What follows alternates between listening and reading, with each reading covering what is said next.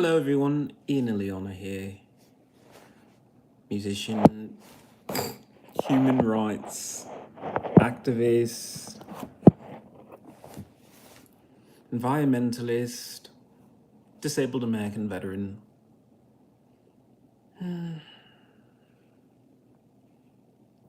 I thought I would come on and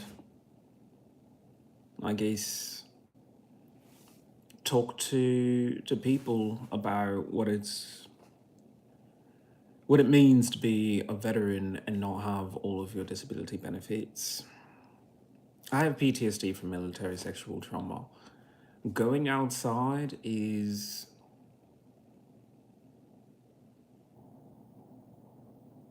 difficult, terrible, scary.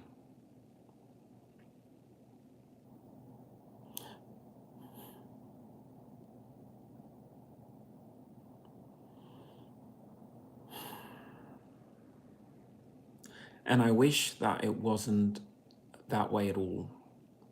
I wish that America would just give me the dignity to just have a place of my own. There are states across the country that say nobody wants to live here. If you can build a house here, we'll give you land for free. How wonderful would that be? I mean, people grow up with the convenience of modern living and they miss out on what it means to live. In my last podcast, while I was singing, one of the people in the chat asked me what time it was. And, I gave an answer of, it's 1100, thereabouts, whatever time that is for you and your time zone. But I'm not a regular person. I stayed up all night thinking about what that person was trying to say, what it means.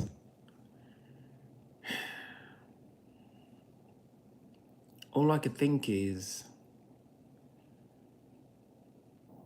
if you answer that question, good, then you know some numbers. But what happens if you don't answer that question? What happens when you start saying, no, I don't know what time it is? Thank you, Sasha. Welcome to my channel. We are the revolution. I normally sing, I guess, but I've had some PTSD. Thank you so much, and thank you for coming by. Feel free to come by anytime. I normally also have some conversations with people because, I don't know, I feel like there are things you're supposed to learn in school or things you're supposed to learn in life, and then nobody ever learns them, but they're crucial to having a decent life, such as time is a human construct. When I talk about that, I'm referring to time is a machine, it's a cog in a wheel. And sometimes that wheel just rolls over you. When someone asks you, and they do this a lot for mental health checks, and right on cue, Clint, hello. Today was not a bad morning. It wasn't. It was rather decent. Thank you, Clint. Thank you, Clint, for coming by. When someone asks you as a part of a health check, do you know what day of the week it is, or do you know who the president is? They're expecting an answer. Because that means that, oh, you're lucid. What is so good about the lucidity of today is Monday, or today is Tuesday, or today is Friday, or today is Saturday. What does that actually mean? When you think about it, what does that mean? Because if you're a kid and it's Monday, it's the start of the school week. If you're an adult, it's Monday is usually the day you go to work. Is that all that day means to you?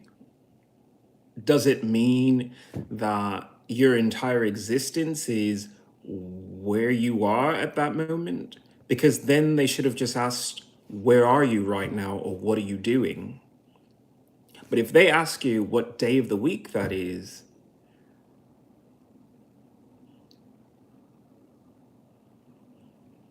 it really means, what are you doing with your life? Because what if you refuse to answer that question and instead give your own answer of, well, the day that the sun rose, I decided to go hoe in my garden and plant some more seeds for tomatoes to come up. Why does your life have to be, well, it's Monday, it's 8 o'clock, it's any of that? When it should be, it's your time, it's how you spend your time. I'm a veteran, I'm not working right now, so 8 o'clock on a Monday has no relevance to me. I'm not aware of it anymore. I'm not. Most of the time, because I don't even go outside, I don't know what day it is. I don't. I don't do anything different. Differently. I don't go anywhere special. I don't do anything. I'm not watching television anymore. So it's not exactly as if I have a weekly reminder of, oh, my favorite show is going to come on. Oh, let me be excited for that. I don't. I was really excited for Ironheart to come out on Disney, but as I said, I don't have Disney money. I'm a disabled American veteran money right now, but not enough to say I have Disney money. Disney money would mean I could sit down and watch a Disney show. And I support this show. I support this show because it is all about a person of color who is a genius, an inventor. That's a beautiful show. It has taken how many decades to get a show like this on the air?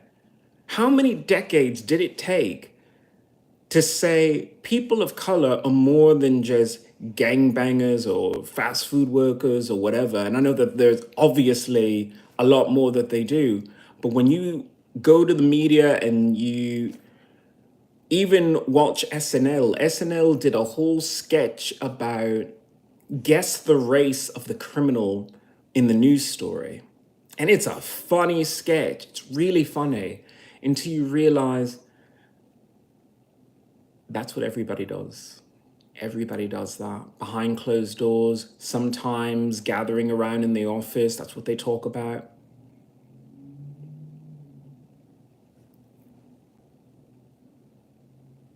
And this show, like Black Panther and Wakanda Forever, shows a full picture, a rich experience. I was listening to Aretha Franklin as I was doing my warm-up. Say a little prayer for me. I run for the bus, dear, and while running, I think of us, dear. And that's just a lyric in a song. But I'm a deep thinker. I'm a really deep thinker. So when I thought about that lyric, I thought, when she was writing that song and everything that was going on during that time period, there was a lot of racism and segregation was an issue around that time period, and you just didn't feel free. You just didn't feel respected in your own country.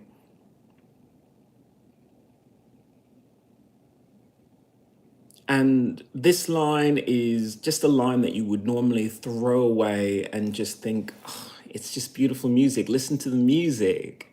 You don't need to understand what the message is."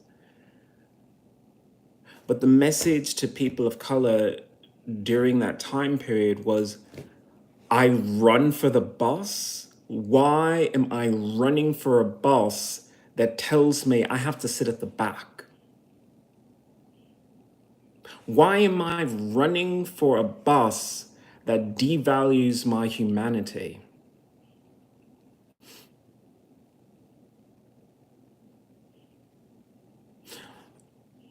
Aretha Franklin is not available to speak on what the true meaning of that lyric is, but it just made me think. It made me think about what it means to be a minority. Because right now, America is facing a huge crisis of conscience because transgender people have been customers of restaurants for years and years and years and years and years. But now they've come to a point where they feel a little bit more comfortable growing their hair out, growing their nails longer, taking hormones or not taking hormones, speaking in the voice that best embodies the gender they're expressing. They stand out a lot more. And because of that, transgender people are being arrested for using a restroom. I don't care if you're saying that it makes you uncomfortable. If you're a paying customer, if the restaurant opened the door for you and you walked in and you sat down, you had a meal, you're a customer.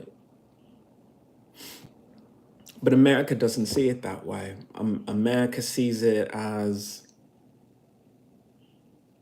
even if you pay for a meal, you're still not good enough. And that hurts.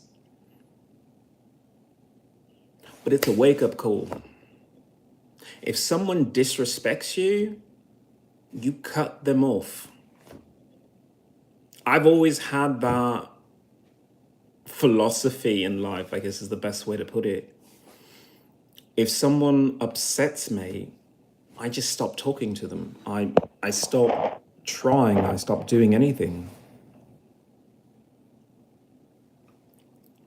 Because I don't need to feed them money, I don't need to feed them energy, I don't need to feed them my attention whatsoever. And transgender people are going about this in the way that I slightly disagree. I agree that if you walk into any restaurant or public building, you should be granted access to any and every service available. If you go to a restaurant and you order a beer and you hand them money, you should be able to get a beer back. If you go to a restaurant and order food and hand them money, then you should be able to get food back. But if that food, beer, wine, coffee, whatever, has to come out the other end, they entered into a contract with you. I'm going to be legal about this.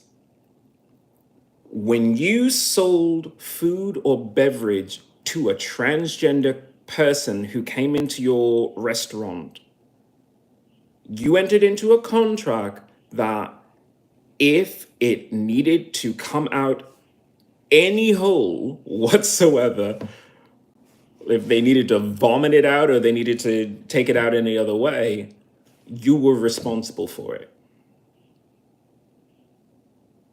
You could say I'm going to try and read some of the comments. I can't really focus on the comments because people just want to be rude. But if you say that the argument is so dumb, the argument is dumb that why are transgender people even in these situations? You think to yourself that you're living your best life when you are allowing another person to deny you use of the bathroom? That doesn't make sense. If you want to live a better life, you have to be able to say, I already have that right, and that right cannot be taken away from me. But what I can take away from you is my business. I'm a transgender chef, transgender, two-spirit, non-binary. But I'm a chef. So I, for the most part, cook my own meals. On occasion, I will order delivery, but with the way that things are going on in America, I don't even think I'll do delivery anymore. I think I will just cook a meal.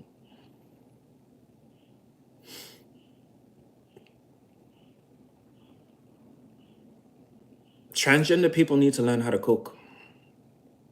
I know that's not what they want to hear right now, because what they want to hear is, I'm behind you 100%. And it's like, I'm behind you 100%, but you are still handing money to any and everyone except your own people. Whatever you think you can get from that restaurant that denied you your humanity to use the restroom there, you could get all of that and more from a gay or lesbian or transgender owned restaurant. There are gay, lesbian, and transgender owned restaurants that are empty. Nobody sits down, nobody orders anything. It's like maybe two people that come in and they say, where are all the people? During this whole entire crisis, I'm not hearing a single story come out of, well, I'm a gay owned restaurant owner and you can use the bathroom anytime. I'll cook you the best meal you've ever had, but come to my restaurant. Where's that in any of this? Because this is capitalism. Supply and demand. People are looking at these homophobic and transphobic restaurants as the only people who can supply you food. It's not a specialized service. You might think that, oh, well, they cook it the way that I like. If you go to a pizzeria, they might have variations on it, but it's still pizza. A donut shop is a donut shop in so many ways, but transgender people are going to a dirty river and they're trying to drink. And that offends me because there are several gay, lesbian, transgender, and straight-owned businesses that say, hey, come to our restaurant. We'll treat you with respect because we like money. We're not fools. How many straight-owned restaurants have no hate in their heart and really great meals? Several. Well, if that is the case, then why would you go to a restaurant that doesn't? Because when you go to a restaurant that doesn't, at least now everybody knows how they feel about you and people like you. But if you could do it over, if you could change the way that you choose who you do business with, you'd be better off.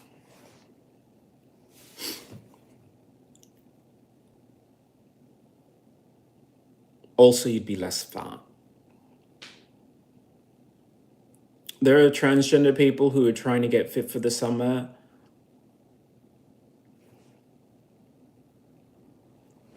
Why would you go to a restaurant that not only devalues you as a human being, but also puts cellulite on your hips, give you a nice rolly little stomach? I'm just gonna call it out. Like, why would you do that? When you could either cook at home or go to a restaurant that has healthier food and treat you well. Now, I say I wouldn't do this, but I'm gonna actually go back and do some of these comments. Moonlit Fern, everyone should learn how to cook for themselves and others healthier. 100% correct.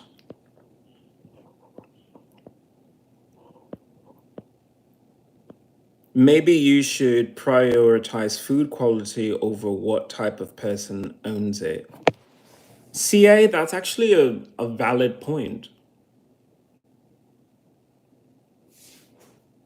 The point I was trying to make about the type of person that owns it, whether or not they're a homophobe or, you know, homocentric, that does matter to the quality of the experience.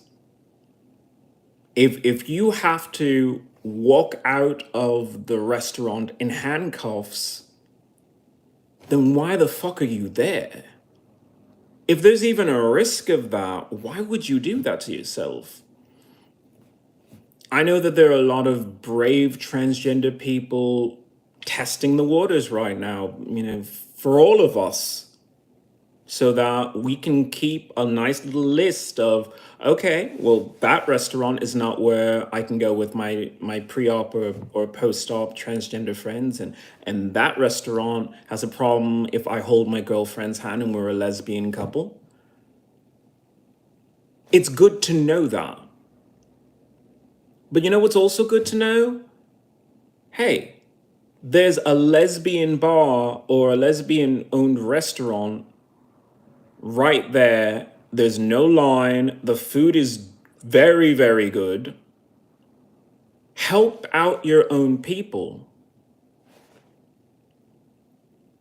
I mean, we can't go back in time and redo the civil rights movement. The civil rights movement happened in the way that it did. My perspective on it has always been so controversial. So controversial. But I wanted Wakanda. I wanted Wakanda instead of, we'll integrate. But every chance that we get to devalue your humanity, we'll take that. Any chance we have to pass you over for a promotion, we'll do that. Any chance we have to make a comment behind your back and just have all your coworkers laugh at it, we'll do that. I would rather have, well, people of color decided, fuck it, we're gonna open our own schools and our schools will be better because we will be more involved in the entire process. I'd rather have that than schools as they are now, where the teachers hear some of the words that come out of a young kid's mouth because they grow up in a family of color, and they think, oh, not really worth my time. Not really. I'm pretty sure they'll get a job on a sports team or something. They'll figure it out.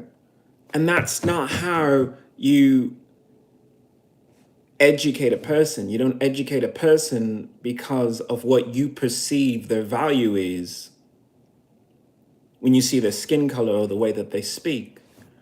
I've always had people put me down for speaking English properly, for being half English.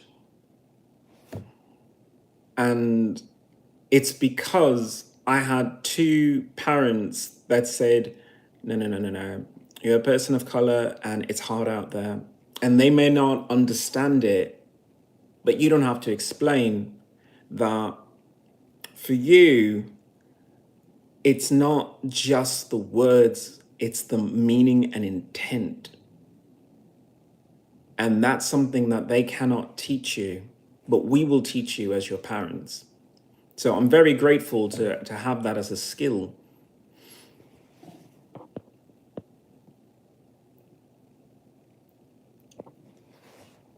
Devils, there has been restaurants that have thrown transgenders out in my area alone. I'm sorry to hear that.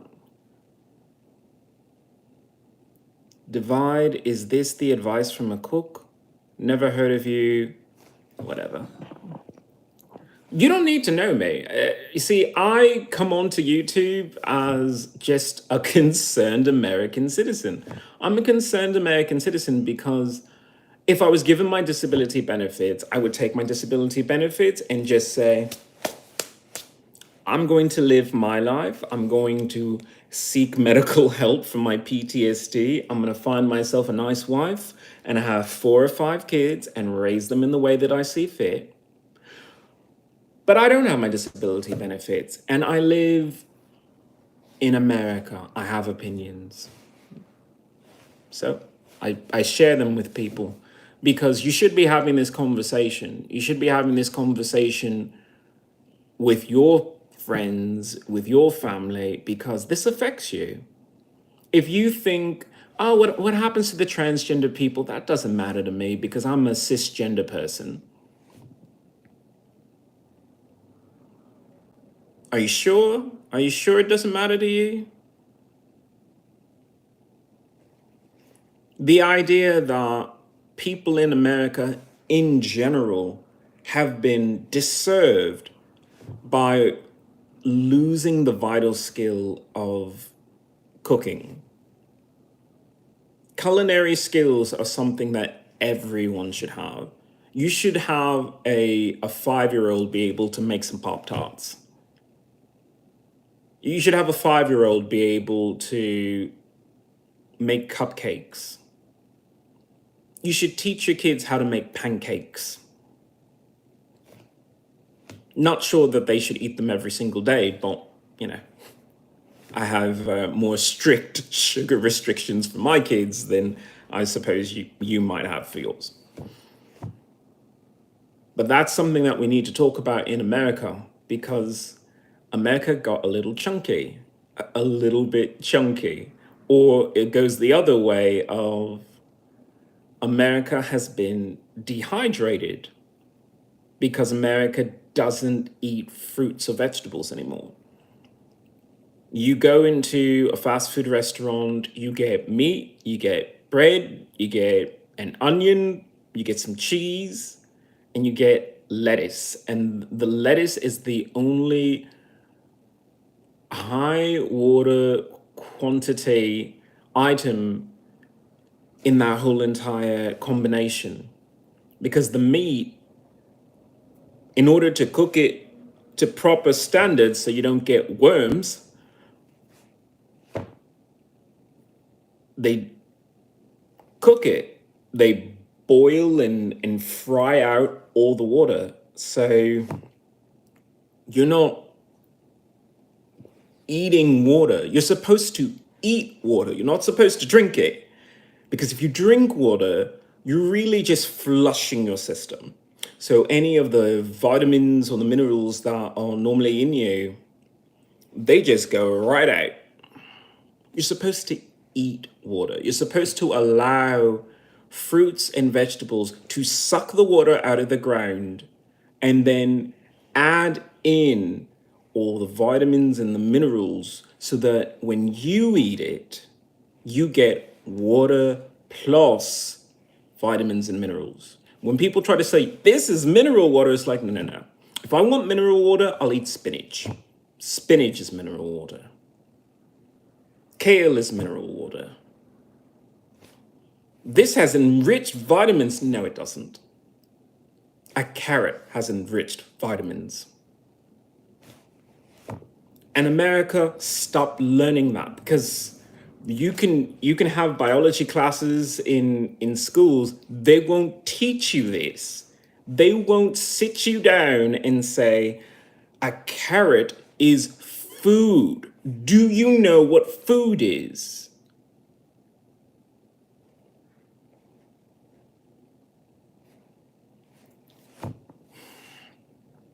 I know that this isn't going to make me popular on YouTube, but I have to keep talking about this.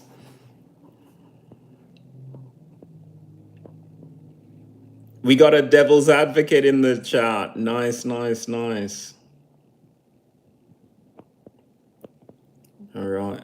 Texas, Texas. I'm trying to catch up with a lot of this. Sorry, everyone. Curtis, I cook red meat, fish, and eggs, nothing else. Curtis, I know you're on that paleo kind of kick there. Good for you. Get your protein. You know, one of the major reasons why we're having a huge shortage of cisgender people right now is because most people have been turned off meat, because we're no longer hunters and gatherers. You see, when you were a hunter and gatherer and all you did was run down deer and boars and hunt bears and wolves, unsuccessfully most of the time, but that's what your life used to be. Whether you were Indigenous, Native American, First Nation like me, or maybe a former Viking in a past life like Clint Gage's, that was your life. You had a meat diet, you had a fish diet, you took life, you hunted life. Now you go to a supermarket and then you clip your little coupons and you think, oh my God, I'm so badass. I got 5% off. 5% off what? Was it 5% off meat, or was it 5% off grains? Is a loaf of bread a nickel less for you? You think you're really getting your nutritional value when you just eat a slice of bread? I don't think so. Doctors wouldn't agree with you either. So when we have to talk about transgender people, I want cisgender people to wake up, because the transgender thing didn't come out of nothing. It came out of malnutrition.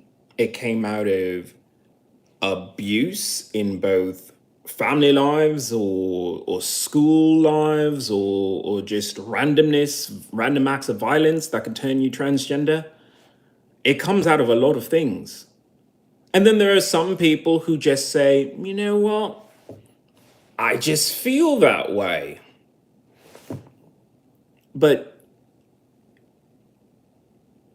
why? Why do you feel that way? The CDC is never going to have that conversation, because it's highly politically charged to say something like this. But I'm a disabled American veteran on YouTube. I'll say whatever the fuck I want. When you have a young kid who is like 7, 10 years old saying, I am a transgender person, I support the decision. I support the decision.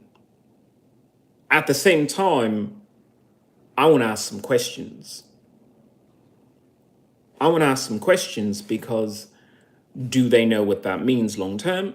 Do they know that for some people it is permanent in how they go about it? I'm a two-spirit transgender person. I consider myself transgender because I live my life mostly as a female. I just will refuse to go through the operation or a hormone replacement treatment to turn myself into a female, because I'm never going to birth my own kid, and I wouldn't put up with PMS or menopause or anything, or menstruation.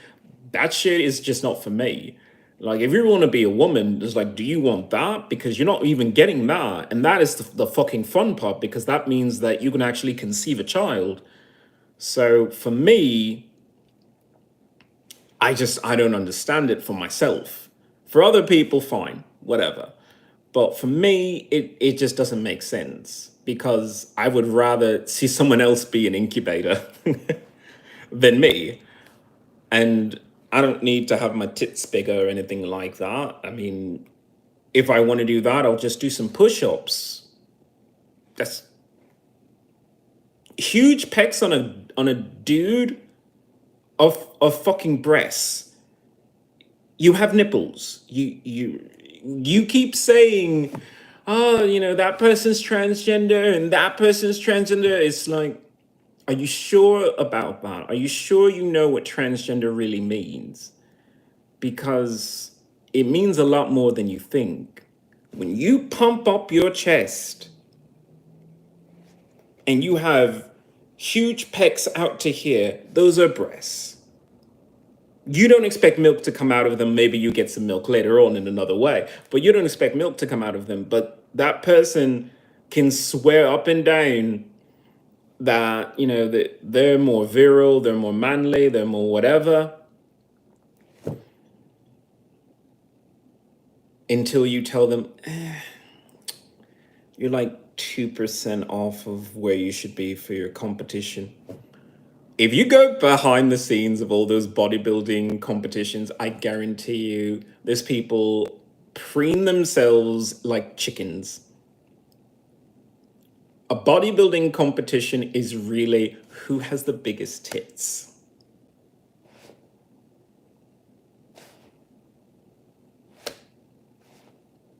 It's a transgender competition. When you start growing your breast meat, you're a woman. You can dress it up in any way that you see fit, you're a woman. That's all. Transgender doesn't come at an often. And it's not exactly the worst life ever. There are things that I experience as a transgender two-spirit person that I just wouldn't be able to do as a cisgender person. For example, the ability to just cry. Some people will hold back all their emotions and just lock it up inside and say, I'm a man, I can't cry, I can't cry. Nobody can see me cry. Nobody can see me cry in public. I can't even cry by myself. It's like, no, if you need to cry, you cry. Cry as hard as you can, because that's your body saying, I need to release. I am stressed right now and I need to release this stress so that I can think rationally. Your body is saying, let me pump out the stress chemical so that you can think rationally. As a transgender person, I say, if I want to cry, I cry. If I start crying in the middle of doing a YouTube video, I cried. So I looked ugly for like 2 seconds. I don't wear makeup, so I always look ugly. But either way, I let myself experience emotions. And there are men who consider themselves men and consider themselves, you know, able to express emotions.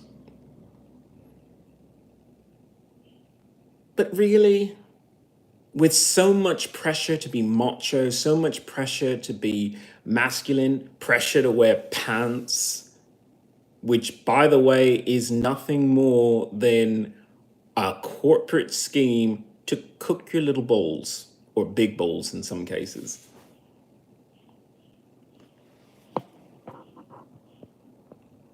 Our hands. I don't know how I got here, but very cool. Thank you so much for coming here. Activism. Activism is important. You know, we talk about freedom in America and we don't realize that you always have the right to petition. You always have the right to assemble lawfully. Right now, there's a few people in this chat and we're having a conversation about American politics right now. We're having a conversation in a group about the destiny of the nation. Like, what comes after this? I mean, people think, well, transgender issues, they don't affect me. That's just for transgender people. It's no, freedom is freedom. And your version of freedom might be something completely different. Your freedom might be, well, I want to take psychedelics. How many people want to take some mushrooms right now or try LSD or try any drug? Really? Fight for it then. If you want it, fight for it. You might have people who try and fight you for that, but that's what true democracy is. Democracy is, I disagree, but there might be another way to go about it. Because there are several religions that say, well, psychedelics are a part of our religion. And guess what? The United States government has ruled that if it's a holy sacrament for you to get zooted bunkers just on planet Xanadu with drugs, freedom of religion, it's guaranteed by the Bill of Rights. Does that mean that you could do that anywhere? No. But do you really want to do it anywhere? There's a conversation to be had. Like, let's talk about this like adults. Because right now we have the government in Washington saying, oh, marijuana, let me just shake my finger at you. It's like, I'm not a kid. I moved to California because it's perfectly legal to use marijuana or marijuana products. It's legal here. It's states' rights. California said, we want our people as high as possible so that they don't notice that the smog is slowly killing them. And they look at me strangely as I wear a full gas mask attire and a hazmat suit. I remember going out one of these recent days and someone said to me, you good, Holmes? And I didn't say anything back because how do you explain to someone, I think you're so beautiful right now. You are clearly a fellow descendant of a Native American tribe like myself. You have beautiful long hair. You're a beautiful man. And I can see the empathy in your eyes. But you better go home right now and wash your fucking hair because you have car exhaust all over you. You have car exhaust on your face. You have car exhaust on your fingers. You have car exhaust on your damn beautiful long hair. Go wash yourself because that is all over you. And then when you touch your food and put it in your mouth, because you probably eat with your hands on some occasions, you're eating car exhaust. You're eating smog. You're not just breathing it in. Oh, we left that way back. But I can't have that conversation with people on the street because I look like a superhero every time I go out because it's a little costume to them. It's not a hazmat suit, which is why I explained it on YouTube because I don't know, someone might actually take a video of me in my little outfit and say, what the fuck is wrong with this person? It's like, it's not something wrong with me. There's something wrong with not just America, but the globe, that they don't understand facts. Cars create exhaust. The exhaust goes into the air. The air touches everything. The air crawls inside you, up your nose, in your mouth, in your ears, through your eyeballs. But that's not a conversation I can have with a person on the street. You good, Holmes? I suppose I'll be all right. I'm worried about you. I'm worried about people in my entire country who who aren't being taught the truth that it's not as bad as you took one breath of American air and you just fell straight dead, like on the sidewalk. It's not that bad yet, but it's pretty bad. Some people have said that breathing California air is like smoking like a whole pack of cigarettes. But then you say, well, I don't smoke. I said, are you sure? Because it seems like California has been smoking for some time. It's on fire almost every single month. Where do you think that goes? You have cars that are always by you. You always buy a street, you always buy a place where someone just parked and they left their car idling. Where do you think that goes? It goes out into the atmosphere. Are you sure it doesn't follow you home? Are you sure it doesn't come through your windows? Are you sure that doesn't come through your walls because they're poorly insulated? You good, Holmes?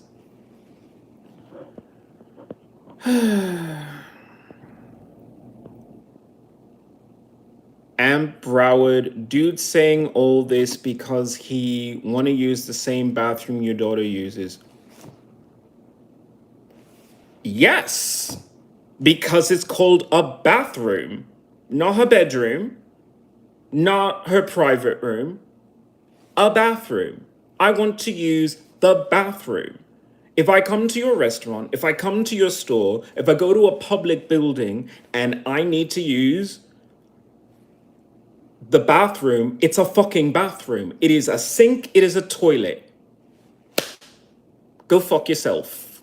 If your kid is in there, your kid gets their own fucking stall. That's been since the dawn of the fucking public bathroom. People in Rome understood that. But somehow in 2025 in America, you're still struggling with that? I can't help you. I can't. All right. Wow, there's a lot of people who are... Your parents called you a person of color? They had to. Because, and once again, some of the things that I say are very, very offensive. But like I say, I don't give a shit. I'll say it anyway. There are levels to blackness. There are levels to being any minority. There are those who say, well, you can be black, but are you still dialed into America? Are you still dialed into white culture? Or you can be black, but are you a black supremacist trying to elevate your people? There are levels to blackness. So instead of just saying you're black or, you're Brazilian in my case, my parents said, no, you're a person of color. So you choose who you're going to be. You choose that. Don't let other people put you into a category. You rise above that and be your own person. Because if you just think of yourself as, oh, well, I'm just black, or I'm just a Latin person or Brazilian or anything, that's just, it's a little shallow, because there are aspects of all of my background that I have to use. Deport. Wow, the comments are coming in really super fast. I can't even get into. I've always wanted to say this on a YouTube channel, so thank you so much for reminding me. Deportation is not exactly the worst thing in the world sometimes. There have been signs in Los Angeles specifically about ICE and naturalization and the detention centers and everything, and how deportation is happening. And I've always talked about this one story, I think it was on Inside Edition, where they interviewed this little, I want to say she was Mexican, but she may not have been Mexican. Let's just say Latino then, to be fair. Okay, well, there was a little Latina girl, and she was best in her class. The brightest, teachers all liked her, knew the Star Spangled Banner forwards, backwards, everything. She was the best in her class. And her parents were here illegally. So you know what? They gathered all of them and they said, you're deported out this country. Now, a very liberal way of thinking about that would be, well, we don't want Latinos or Latinas in our country, period.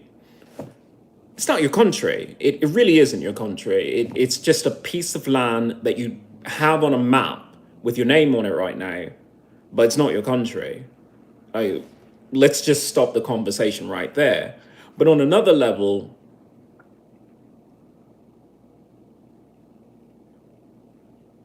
and this is controversial, it's slightly better off. I know that countries like Mexico have issues with gangs and drug violence and all of that. And this is the thing that kind of pisses me off, because I live literally in a Latino community, but as much as I complain about having to live in a Latino community, I see family, I see community, I see a tribe, even though it doesn't feel that way when there are literally explosions going off or gunshots. Or, it doesn't feel that way, but these are still people holding on to their culture, holding on to their language and saying, no, we speak Spanish. We speak our own language.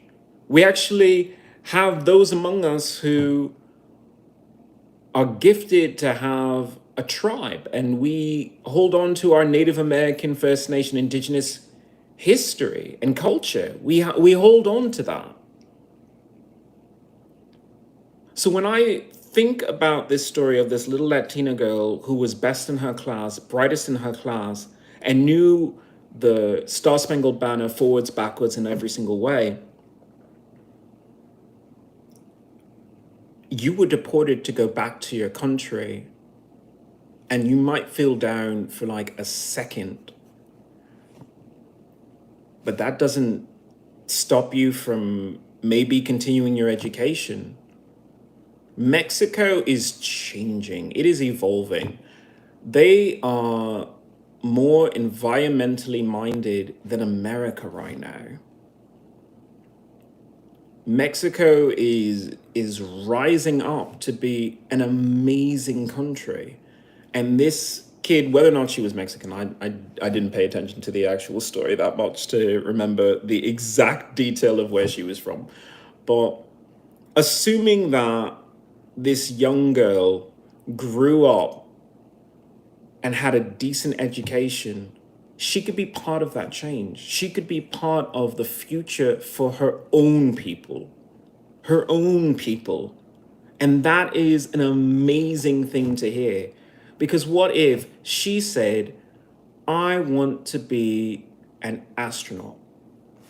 1 second.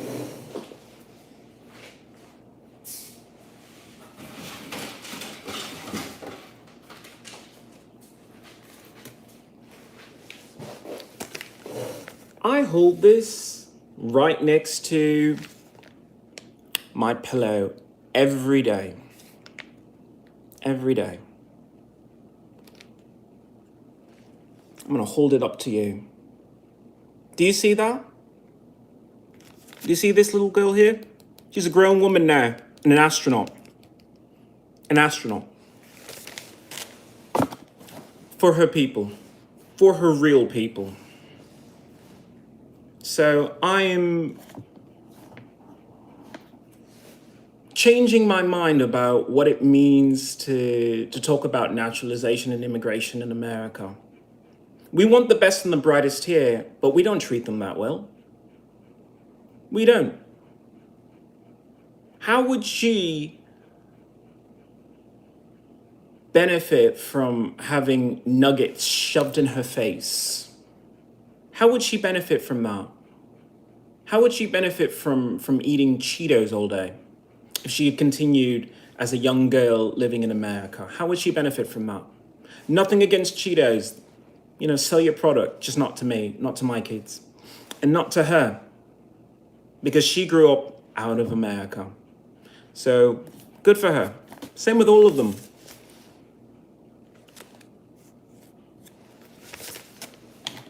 This is why I'm always frustrated, and I speak so much about the Latin community, because this is who we are inside. The Aztec people were expert astronomers, expert engineers, expert mathematicians. That's within our DNA as Latin people. And instead, because of what I can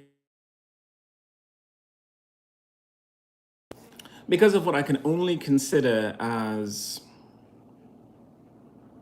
the bastardization of our holy sacrament, which was the coca plant.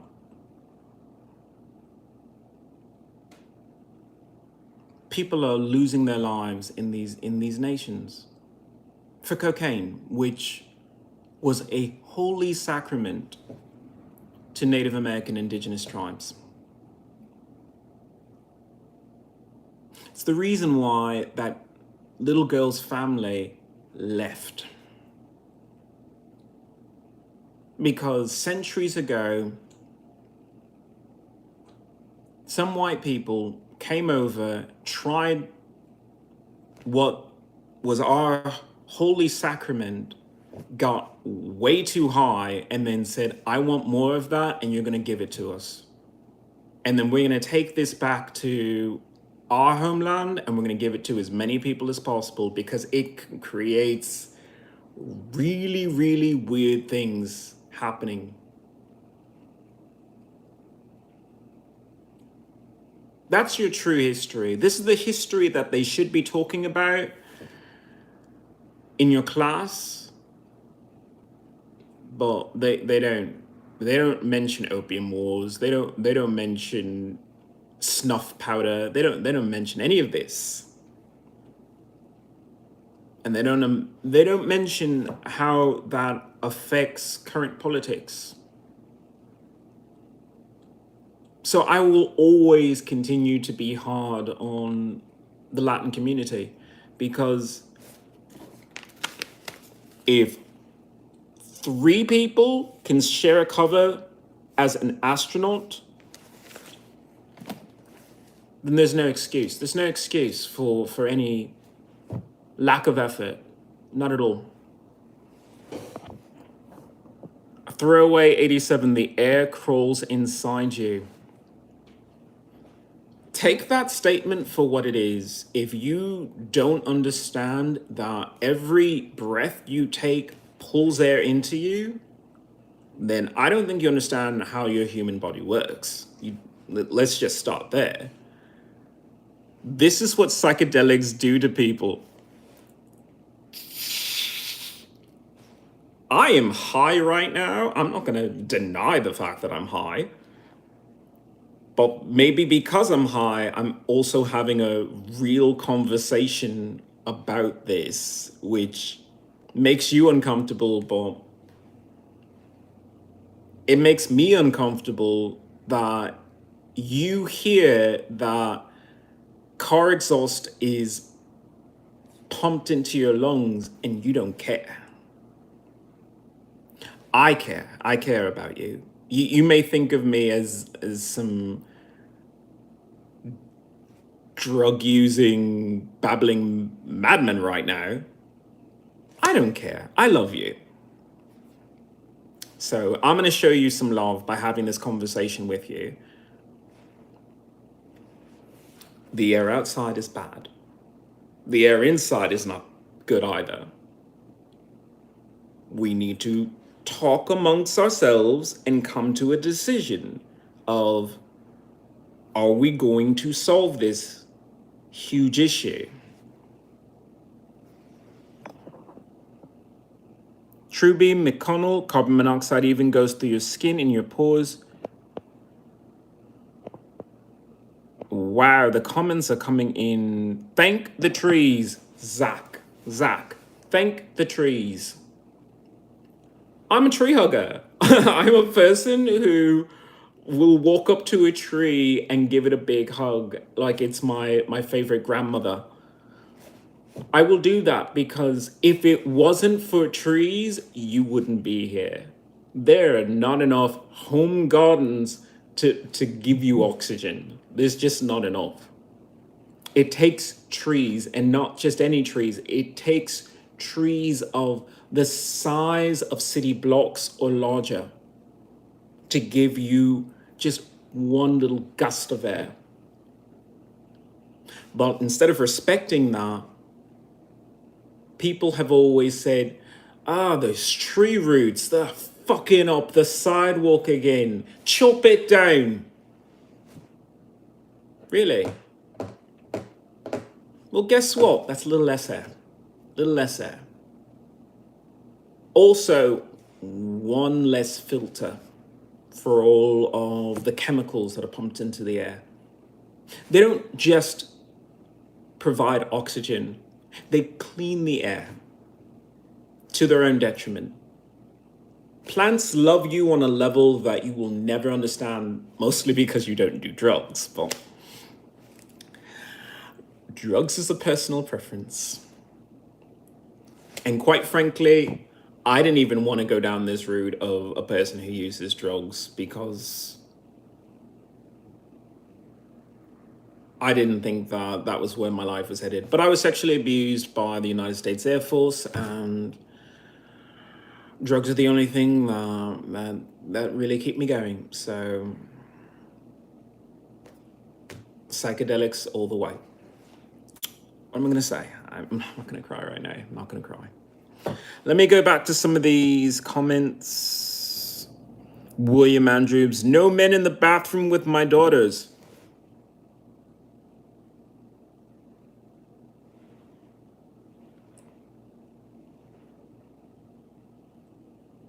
Good for you.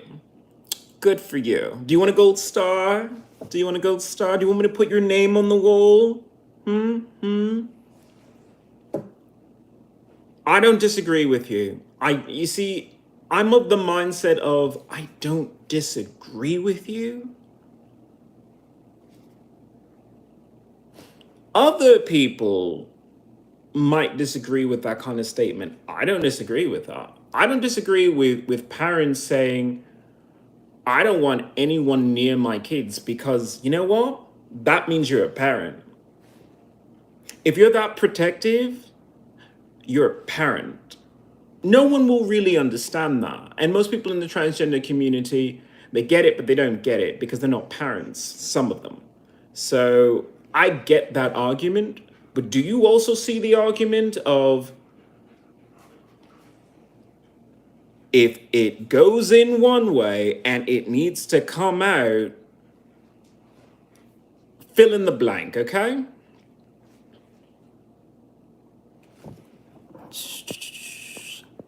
I'm a colored person. I'm colored white. White is a color. White is not just a value. I agree with you on a few things, but the restroom, bathroom, hi Jelly Malls, is where I have to draw the line. You might not be a bad person, but bad people prey on.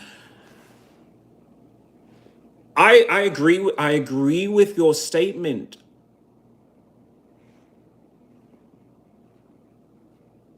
But even then, you have to ask yourself, what kind of parent are you then? Because if your kid is still at an age where you think that they can't think or act for themselves or whatever, then you should be in there too, regardless of your gender. I remember just recently during my birthday party, I went to medieval times and I had some drinks whatsoever. It went in one way, it was coming out another way. Let's just say it's simple biology, right? I am in the bathroom, it's the men's bathroom, it clearly says men's, and I'm at the urinal. I'm at the urinal, and a young girl walks into the bathroom, and here I am, I'm at the urinal. I don't feel like I need to cover myself up or anything because the sign clearly said men's bathroom. I consider myself a two-spirit transgender person, so no matter how I feel on the inside or how dangly my earrings are, I have a penis and urine comes out of it. Sometimes semen, but mostly urine. And in comes this young girl with her father, and they just, both of them, just stare at my penis. Am I supposed to be offended? Am I supposed to be upset? Is this young girl going to be scarred for life? Because let me remind you that this is the reverse of what you're describing. This is a parent who said, I'm responsible for this kid. This kid needs to use the bathroom and I need to use the bathroom. We're going to be side by side. I don't want my kid to be lost in this crowd. I'm going to accompany my kid throughout this entire process. And if my kid has any questions, I'm not following the whole entire story. But I'm assuming that if you're the kind of parent that says, I'm going to bring you into this room so you can stare at some penises, then that's the kind of parent that says, if you have any questions, like, why is it darker than yours? Okay, well, we have some questions. I would love to address, why is it bigger than yours? Okay, well, we've got some questions. Let me address that question.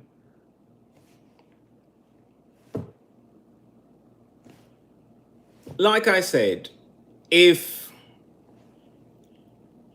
that family decided that they could use the bathroom of their choice, then how can you also say a transgender person can't do the same? If you're talking about a criminal, that's a different story.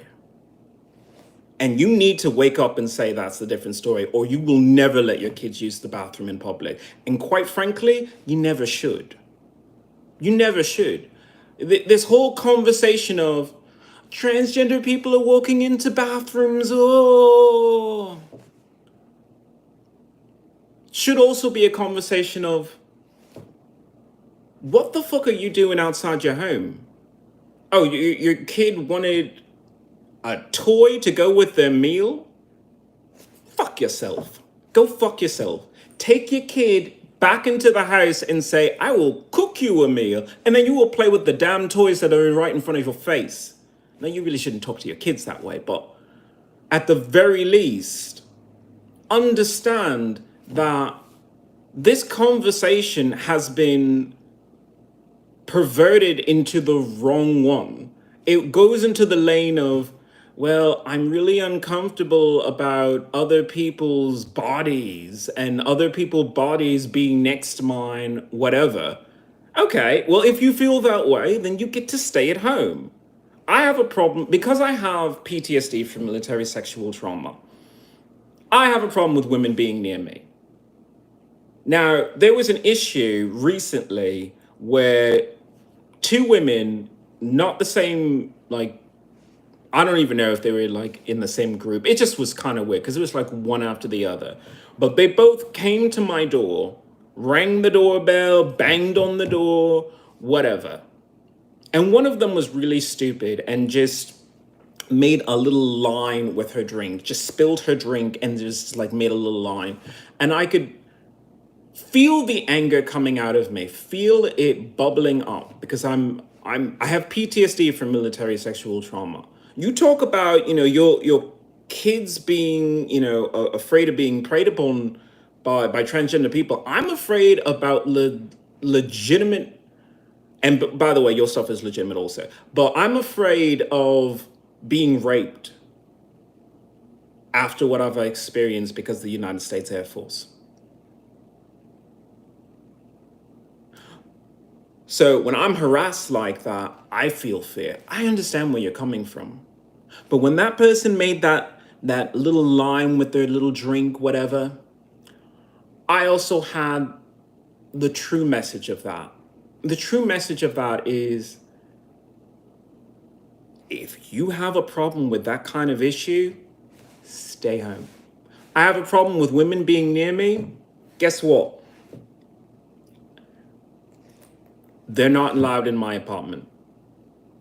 Unless it's a manager or it's an inspection or something like that. And guess what?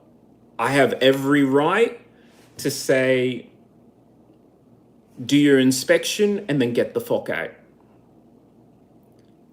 I have the right in my own place to say that. And the same exact thing with businesses. I'm not even mad at these businesses who are saying, I don't want transgender people in my business. If that is the case, guess what? That's your business. I believe in business rights. I believe in state rights. I'm not an idiot. But at the same exact time, if you have a problem with this big looming fear of having a person of an opposite gender or a different gender than what you approve of, then take your damn kids and stay at home. Why? Because you want to be able to say, well, I had my eyeballs on you the whole entire time. You're in the house, you had your meal, and you used the bathroom, and I didn't even have to walk you. I had my eyes, I saw the door closed, you were the only one in there. Guess what? Good for you. You win the prize. You win the prize of Father of the Year, Mother of the Year. You understood the real message of what's going on here. Because if you think that just because your daughter goes into a female-only bathroom, that some crazy woman isn't going to drag your kid out the stall and then out the window and into a car and then across straight lines, then you're deluding yourself. If that is your real fear, fear everybody. Fear everybody. That's what I have to deal with. I have to be able, as an American citizen, to be able to see all aspects of this conversation, because in the news media, in social media, no one is having this conversation. No one is having the conversation of, if you want to talk about the safety of your children, you need to talk about the safety of your children with everyone. With everyone. Because if you feel that strongly of, I need to keep eyes on my kids, Jelly, I want you to do that. I want you to do that, because every time you let go, you are opening yourself up to heartache, pain, devastation. I don't talk about this because it's not exactly the same exact thing as losing a child, but I had a dog, and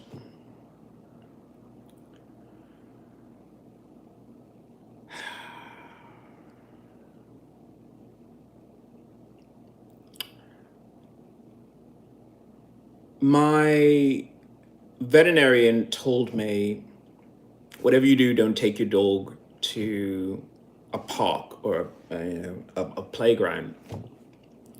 And I was listening to what the veterinarian had said, but my dog and I were going around a park. We weren't in it, but we were going around it, and there was a dog that was off leash. And that dog off leash had just pus coming all over, its face, out its eyes, out of everything. And it ran up to my dog and just sneezed right in its face. My dog died.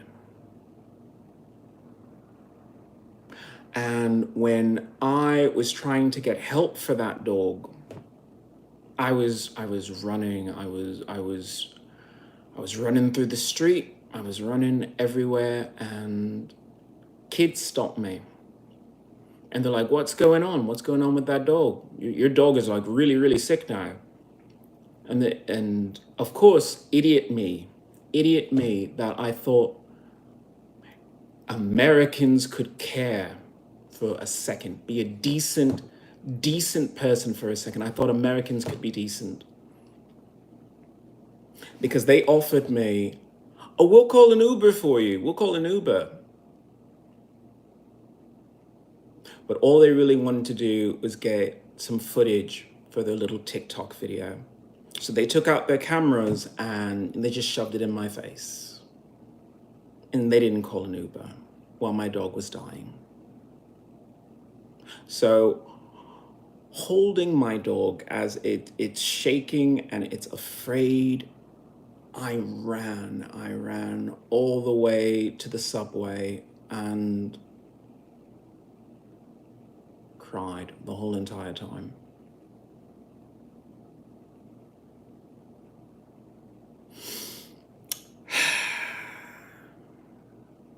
Now, for the people who still are in the chat and you're wondering why I would relay a story like this about a dog that gets sick and there's no one to help you,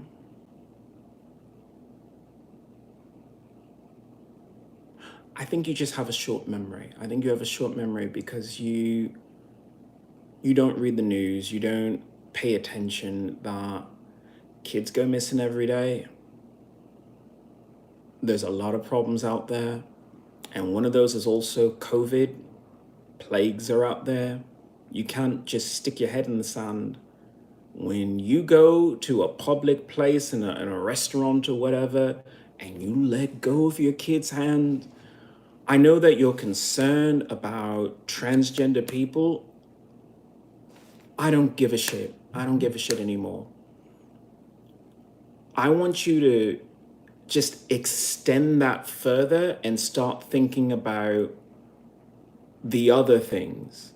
Because if you just think about transgender people and you're not thinking about crazy people of any gender, if you're not thinking about disease, if you're not thinking of, if you go to a restaurant and someone distracts the chef for 2 seconds and they hand your kid raw meat, your kid could die.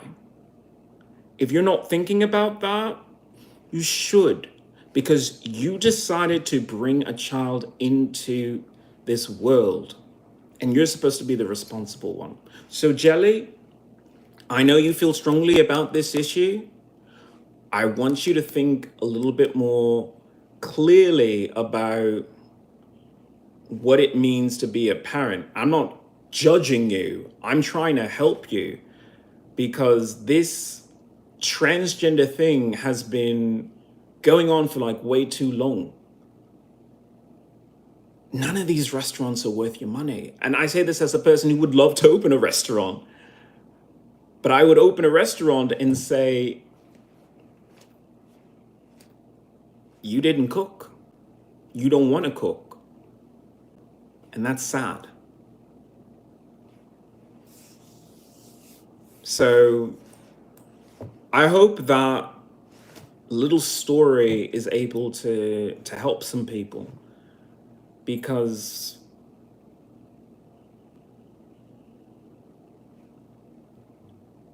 there are things out there that really should be taking up your time instead of whether or not the person who's in the stall next to you or your kid has a penis or not. But that's just me.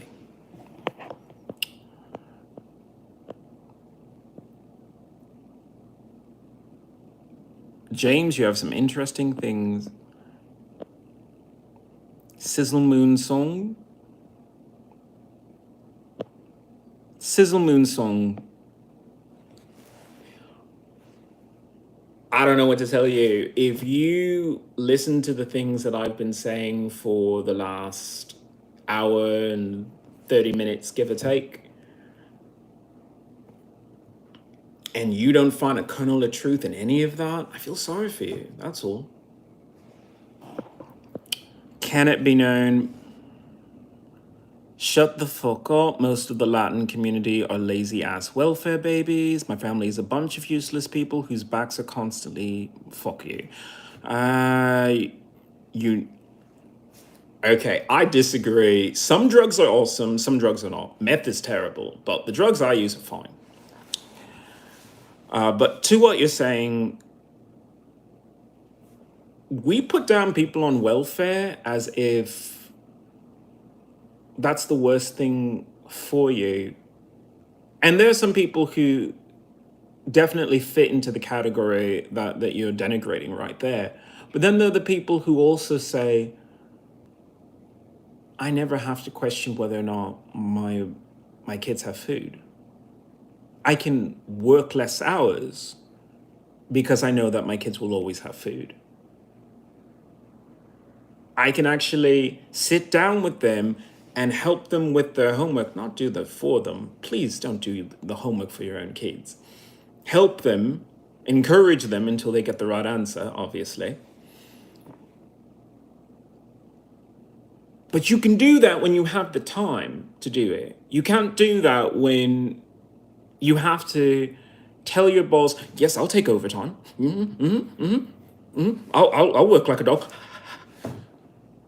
Pant for it.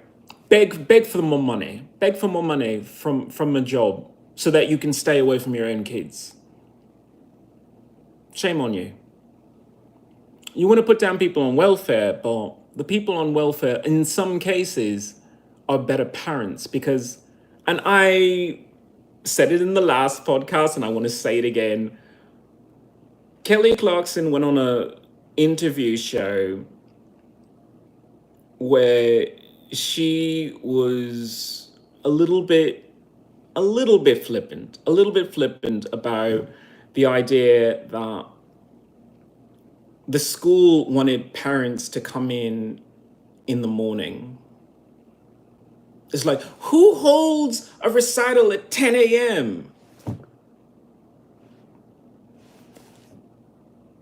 Well, at 10 p.m., your kids are usually asleep, and you are too. So when were we supposed to hold the recital for your kids? And also, why don't you want to go to it? And I can't let that point go because all America wants is to be a brilliant parent to your own kid. And we always think, well, if you had just a little bit more money, then you can take them on a vacation and you can show them that you really care and that they're the most important thing in your life. And it's like, no. You know how you do that? What you're supposed to be able to do is if your kid gets a B, if your kid gets a C, that child needs a paternity test. But if your kid gets a B, you're supposed to be able to not yell at them, but sit them down and say, what else is going on in your life? Tell me about your day. Tell me what is going on that you can focus, or what do you want to focus on? But when are you supposed to have the time to do it? When? Are you supposed to have that time when you're concerned whether or not your rent is paid, you're concerned whether or not your electricity is turned on, that your internet bill is going to break your bank? Do you understand what's going on in this world? People talk about transgender people as if transgender people are the creatures from the War of the Worlds. Transgender people aren't fucking up the American family. You fuck up the American family by choosing American dollars over American families. And in my own way of saying it, here you go. Do you want to be a parent or not? Because if you don't show up to that recital, then you are saying, I don't want to be a parent. That thing that's going to be on a stage with my last name, with my eyes, my face, and everything, that is less important than whatever else I've got going on. And your teacher is saying, I want you to look at yourself in the mirror. I want you to look at yourself in the mirror when you say no. When you say no. I want you to look into your little kid's eyes and say, I say no to you.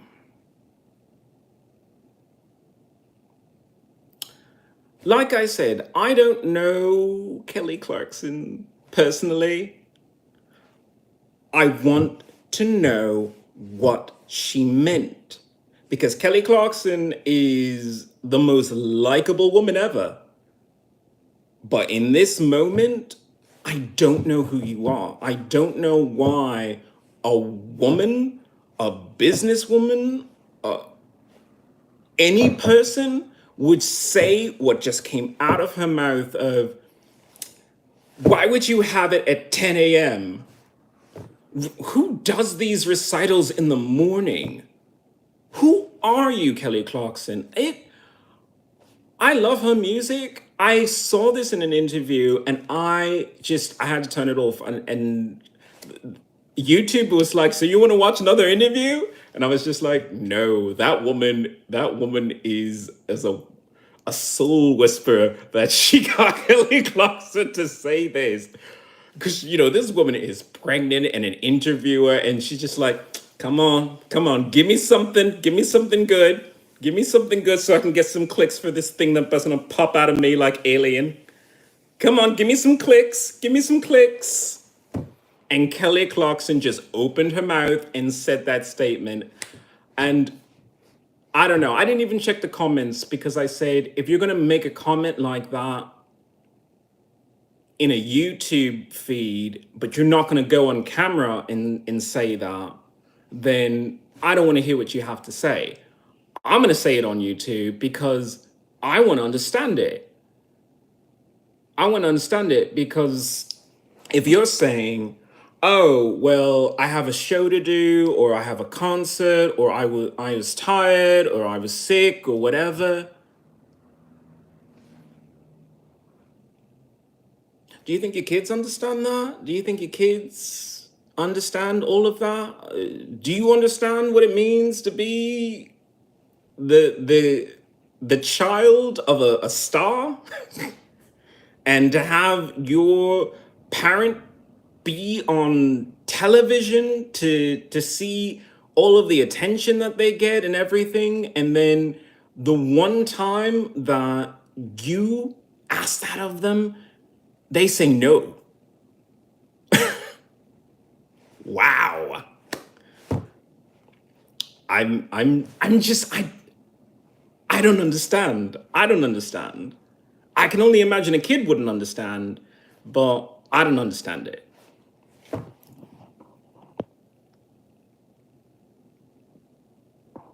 Well, people are dropping science in the chat. There are a lot of comments. Stop saying we as if you're American. I live in America. I don't really consider myself that American, because if being American means that you would miss a single recital that your kid has, then no, I don't want to be an American then. No. You are absolutely correct. If it means that I would have to choose my job over my kids, no. No. I don't care if, I mean, personally, I'm not in her shoes, so if they say, well, we got Matthew McConaughey to come onto your show and he's going to be there, and I know you want to talk to Matthew McConaughey. I'm not sure what the scheduling conflict was going on there, that she said no to her own kid's recital, but even so, if the correct answer to there are things out there that make me care about my kid, then care more. Care all the time. That's your kid. That is yours. You don't own anything. People think, oh, you own your car? Wait until you miss a payment. That car gets yanked straight out your head. You think you own an apartment? Don't pay your rent. Guess what? They will take the keys away from you. You don't own that. You think you own anything? You don't own anything. You don't even own your kids. But they belong to you. They should mean something to you. I don't know. I expect people to have differing opinions on this. Maybe someone agrees with me, maybe someone doesn't. It's YouTube, so I'm just going to talk about how I feel. And I feel that when she made that statement, it's a larger conversation. It's a larger conversation because there's always some sort of solution. I don't know the situation, but in the scenario that I just illustrated here, what if she said, well, Matthew McConaughey, do you want to go to see a recital?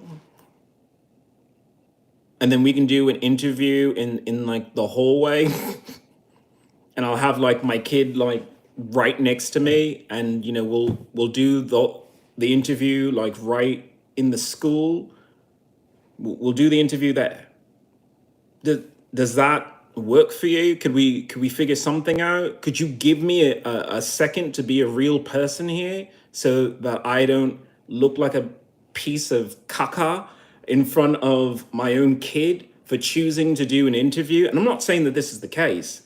It might have been something else. It might have been legitimately, well, I was like sick and, I was vomiting in multiple directions and I was like a hazard and I couldn't go. But the way she said it meant that it was just me in my time over my own kid.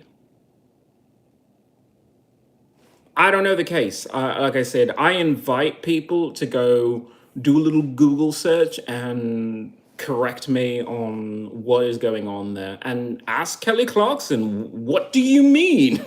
What do you mean? I will not let it go. I will not let it go because everything that is going wrong in this country stems from the dissolution of the family unit. this whole idea of you carry this living thing inside of you for 9 months most of the time. And then once it's out of you, you just end up pushing it further and further and further away. And sometimes you push it straight into an oncoming truck. And what I mean by that is every time that you lose an opportunity to connect with your own children is an opportunity for someone else to connect with your children. You're afraid of transgender people in the bathroom. Could you also be afraid of anyone who isn't you interacting with your own children? Like, where does your responsibility kick in? Does it kick in when you let them go to a school filled with strangers, filled with people that you don't even know where they come from? You don't know their background. You don't know who they are. You just assume. You assume that if you let your kid walk out that door and go to a school, that school is safe. Wake up, people. This guy is weird. I hope you find me weird. I would rather be weird than an idiot who says, if my kid is out of my supervision, that the world is safe. I don't feel safe at all. I don't think my kids are safe at all.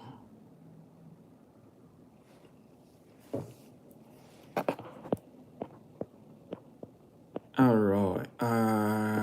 I'm trying to connect with some of you. I'm sorry I don't really read the comments, but most of it is just so rude and it's not helpful to the conversation. Be drunk and high. I think it is insane to read a story about school shootings or read a story about teenage overdoses and say to yourself, yeah, I'll just keep sending my kid to high school. I'll just keep sending my kid to high school and then never ask any questions. Hey, what did you do all day? Did someone offer you drugs? Yes or no? Yes or no? Did you share? This one is a live wire. I hope someone finds this entertaining.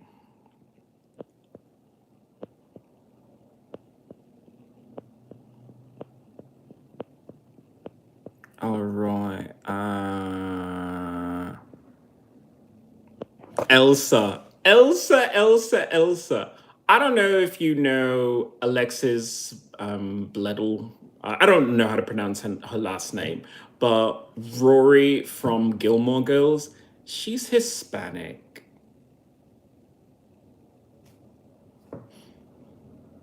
You may not know this because she looks like the whitest girl ever, but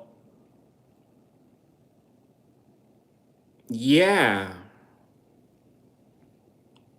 Hispanic.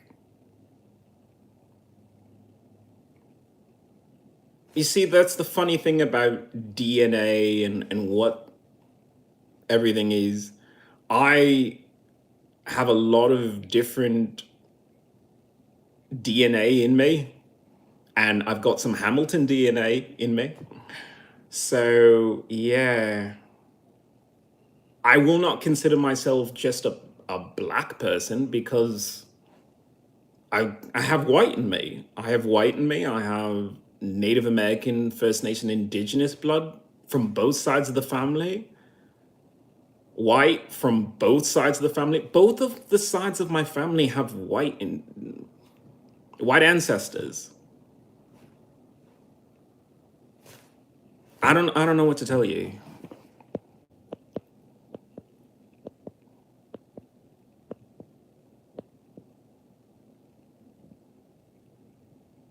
Some of us need medication. Some people do, but make sure that you get the medication that's right for you.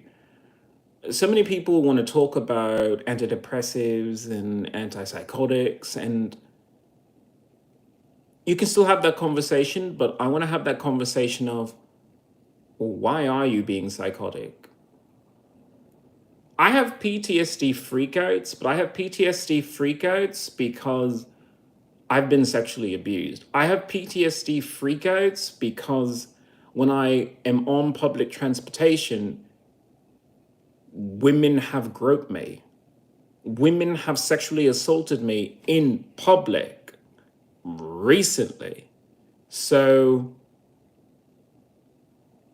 what medication is going to make me say, you know what, that's okay, keep groping me, keep grabbing at my crotch, keep running up to me and trying to talk to me?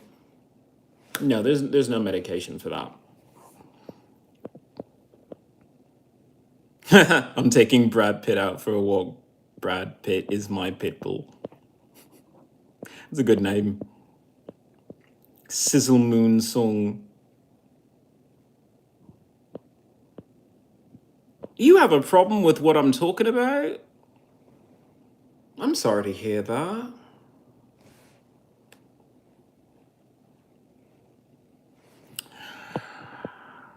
I'm gonna read some of this. Bretsky, Weirdo. Mr. Smack, don't lie, you sit down to pee. Doesn't everybody? I mean, look, if you're taking a massive shit and with all that grunting and looking, a lot of you need to have more fiber in your diet, which is the reason why you're having that issue that while you're trying to shit, a little bit of urine comes out because you're pushing on your bladder at the same exact time. You need to do more ab workouts, like legitimately, like tighten that shit up and you'll have less urine come out. But yeah, do you sit down to pee? That's supposed to be a diss? Dude, your game is weak. Step that pussy up. All right.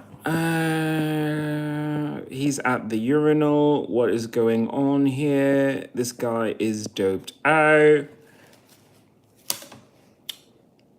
Maybe it's because I'm high that I'm so lucid and I can see the world a little bit more clearly than you do. I mean, you talk about, people on drugs being, doped out and crazy, but what could be more crazy than half the stuff that you do?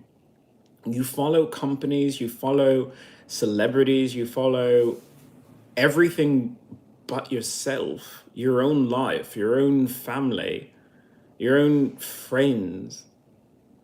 You make appointment television. I remember the height of the Game of Thrones, phenomena, where HBO was doing like an advertisement for the show, and it was the mother, the father, and all the kids going dun dun dun dun dun dun dun dun dun dun dun dun, and they're all just like slowly singing the theme song, and they all meander their way to the couch where they could be together, and it's a phenomenal show. It deserves every single award it's won. It's amazing.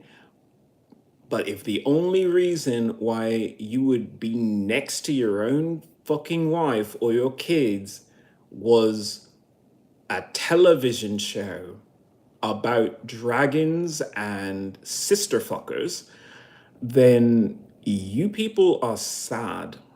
It's a great show. It's a great show. But if the only reason you have to sit next to your own family is to watch Amelia Clark take off her top and show her beautiful breasts for 2 seconds, I feel that there's something broken inside of you. I love Amelia Clark. I love Kit Harington. I love the entire cast. I love the show. I've reached a point where I just cannot watch television again because as I said, dun, dun, dun, dun, that the whole thing of you play the theme song and like a little organ playing and all of the townsfolk gather around. It's like you gather for that, but you don't gather for income inequality. You don't gather for women's right to choose or a woman's right to health care. You don't gather for any of that, but you'll gather for a television show. No, I don't consider myself American. If that's what being an American means, that you would rather be in fantasy than deal with anything in reality. And I play a lot of video games. But even when I play video games, I'm also taking that time to think critically about some of the issues that they bring up. I said it before, and I'm going to stick to it. The Outer Worlds 2 is coming out, and I am going to buy that game at full price. And I've decided, because I'm a very, very nice person, I'm going to buy an Xbox gift card for someone to purchase a Game Pass so that they could play it too. And here's the kicker. I will also buy an extra Steam invitation code to the game, The Outer Worlds 2, and give it to one of my fans. Why? Because that is a game about corporate greed. And all of these people on YouTube, Mr. Matty Plays, and the other guy that I saw, who's so cute, but all of them were saying, it's an $80 video game. It's an $80 video game. How dare they ask for an $80 video game? If you played Obsidian's first game of that wonderful franchise, The Outer Worlds, and you go to the first planet and see how beautifully crafted it is. The trees, the plants, everything moves. It is brilliantly colored. The voice acting, the script, the gameplay is amazing. It's a high quality game. And it has a very deep message about the exploitation of workers. The exploitation of workers. So, yes, support this game. I'm going to support this game. I'm going to support Obsidian for having the balls to stand up to the American conscience and just say, you're lacking. You're lacking. And I think it's time that we did something about it. I think it's time that we talked about it.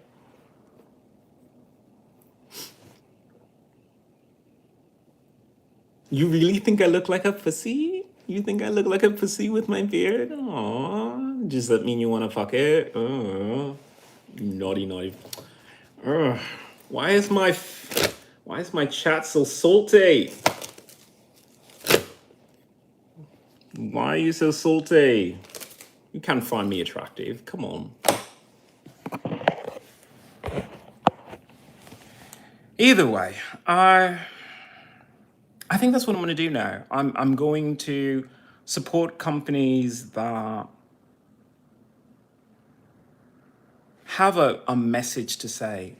And like I say, I still support Marvel. I can't afford your program anymore. And I support Ironheart. I really support Ironheart. And I wish there was a way. But like I said, I just can't do it again. I can't do appointment television. I can't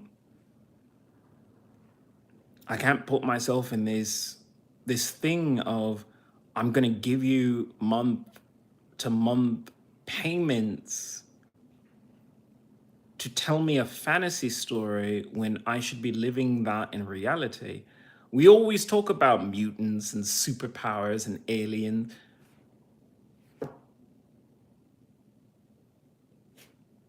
You know what a superpower is? Speaking on YouTube. That's a superpower. Inspiring people to even get on this chat and be rude as fuck, but you're still listening. You may disagree, but you're listening. You're educating yourself, whether you want to admit it or not. You're educating yourself that your opinion matters. You may not think my opinion matters, but you're educating yourself on the value of your own mind. And that, to me, is success. So I don't know how this is supposed to function. So I guess I will figure out how to decide who to give it to. But I'm just going to leave that out there, that I'm going to buy The Outer Worlds by Obsidian 2, The Outer Worlds 2. Because if you're already, you should play both games. You really should play both games. But I'm going to make sure that more people play this game, because you have to support companies that are trying to teach you something.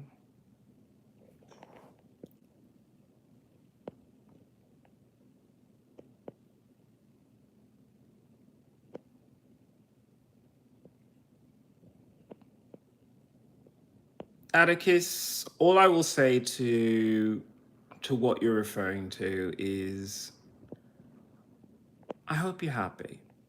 I want you to be happy. All right? Be happy. All right. Wow, I started talking about other things and people are still talking about transgenders in the bathroom.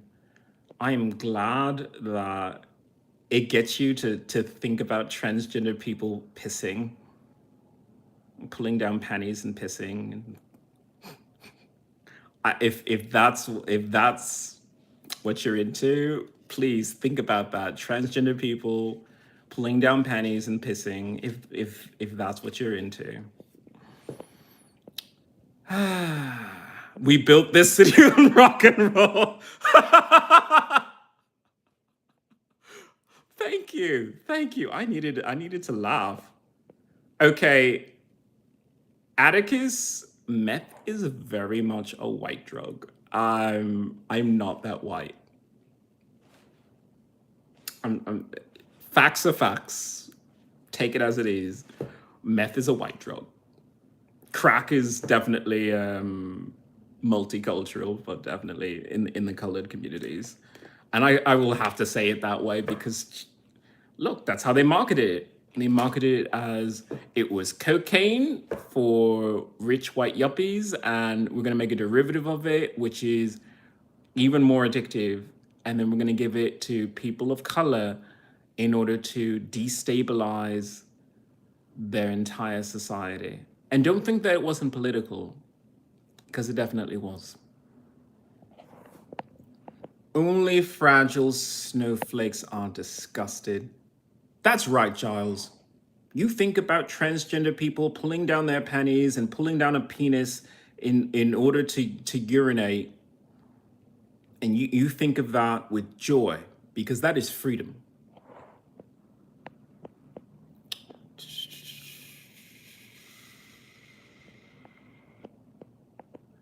All right. No, of what you are saying gives you the right to go into a woman's bathroom. Okay. I have PTSD from military sexual trauma, so I don't want to be near any woman, let alone in their bathroom.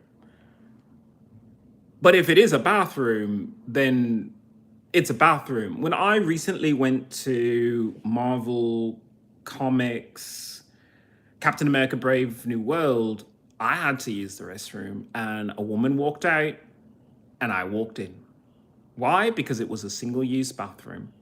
There are no genders in that. It's a single use. So a woman walked out, I walked in. That's all.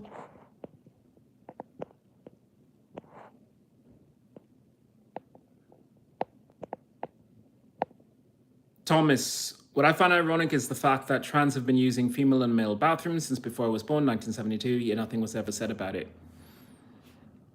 Of course.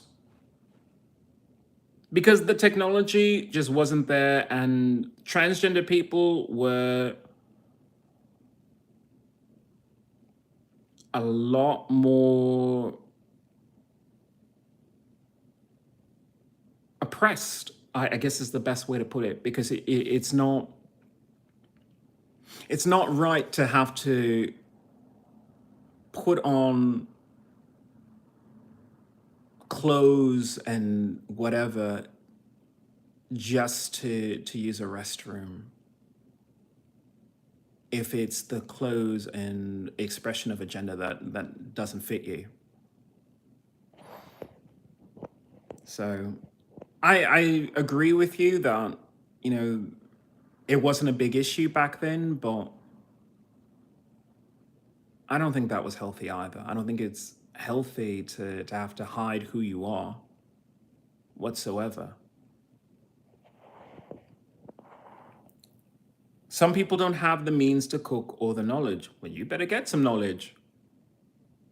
You better open up a can of SpaghettiOs and learn not to burn down the entire house.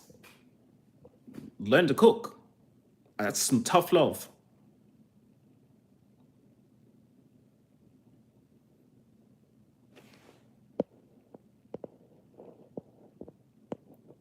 You don't like my facial hair? I like my beard. I don't like shaving my beard, because if I shave my beard, I look like I'm 12 or something. At least with the beard, I look like a distinguished gentleman of a certain age. And some people said it looks like a pussy. And, you know, if that gets me laid, you know, if you want to stick a cock in my mouth because it looks like a pussy, I'm okay with that. Objectify the fuck out of me. I'm into that in a bedroom.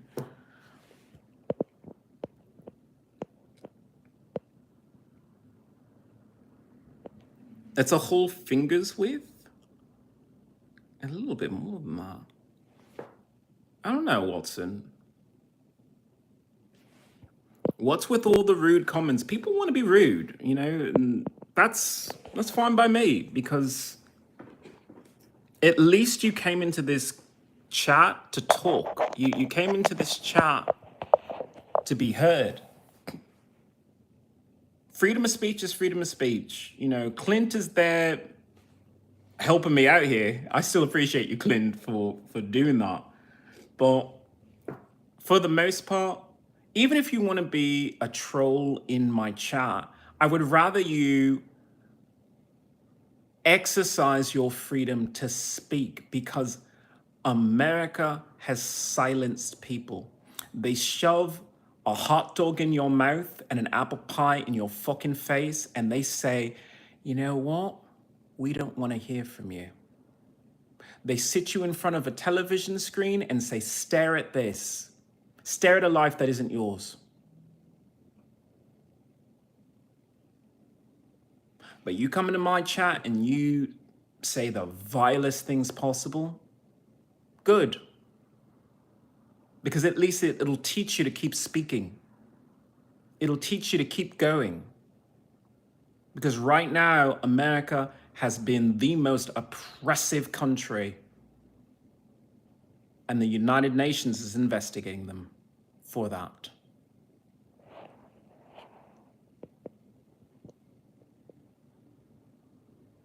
Christian, you don't find me attractive?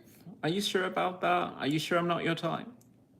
Are you sure I won't be in your dreams tonight? You know, wearing nothing but this little scarf. If you dream about it, it may happen, but only if you want it to.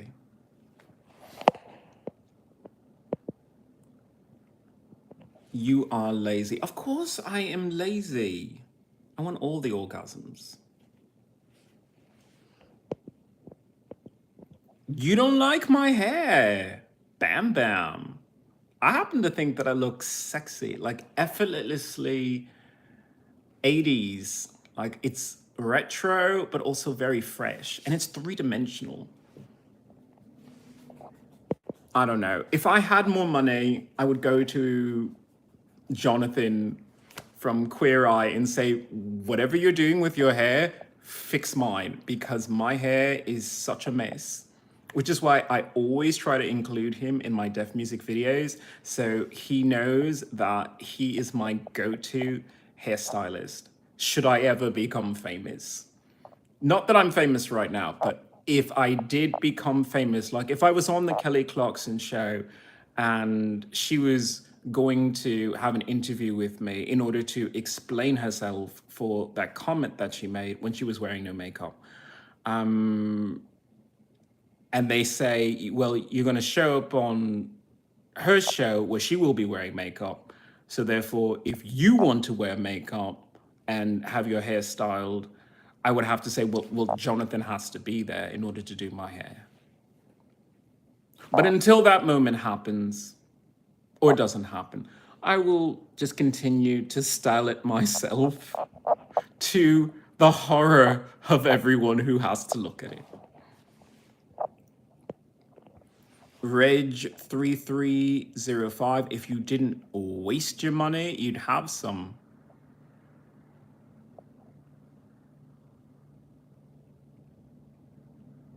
I want to be mad at you, but I'm actually not, because there is a kernel of what you're saying that is true. When I told Disney very rudely, I love you, but I'm not going to pay for you, I actually recuperated some of my money and I actually bought more food to cook my own specialized meals. Because I was just staring at a screen going, magic is real. There's a prince out there for me.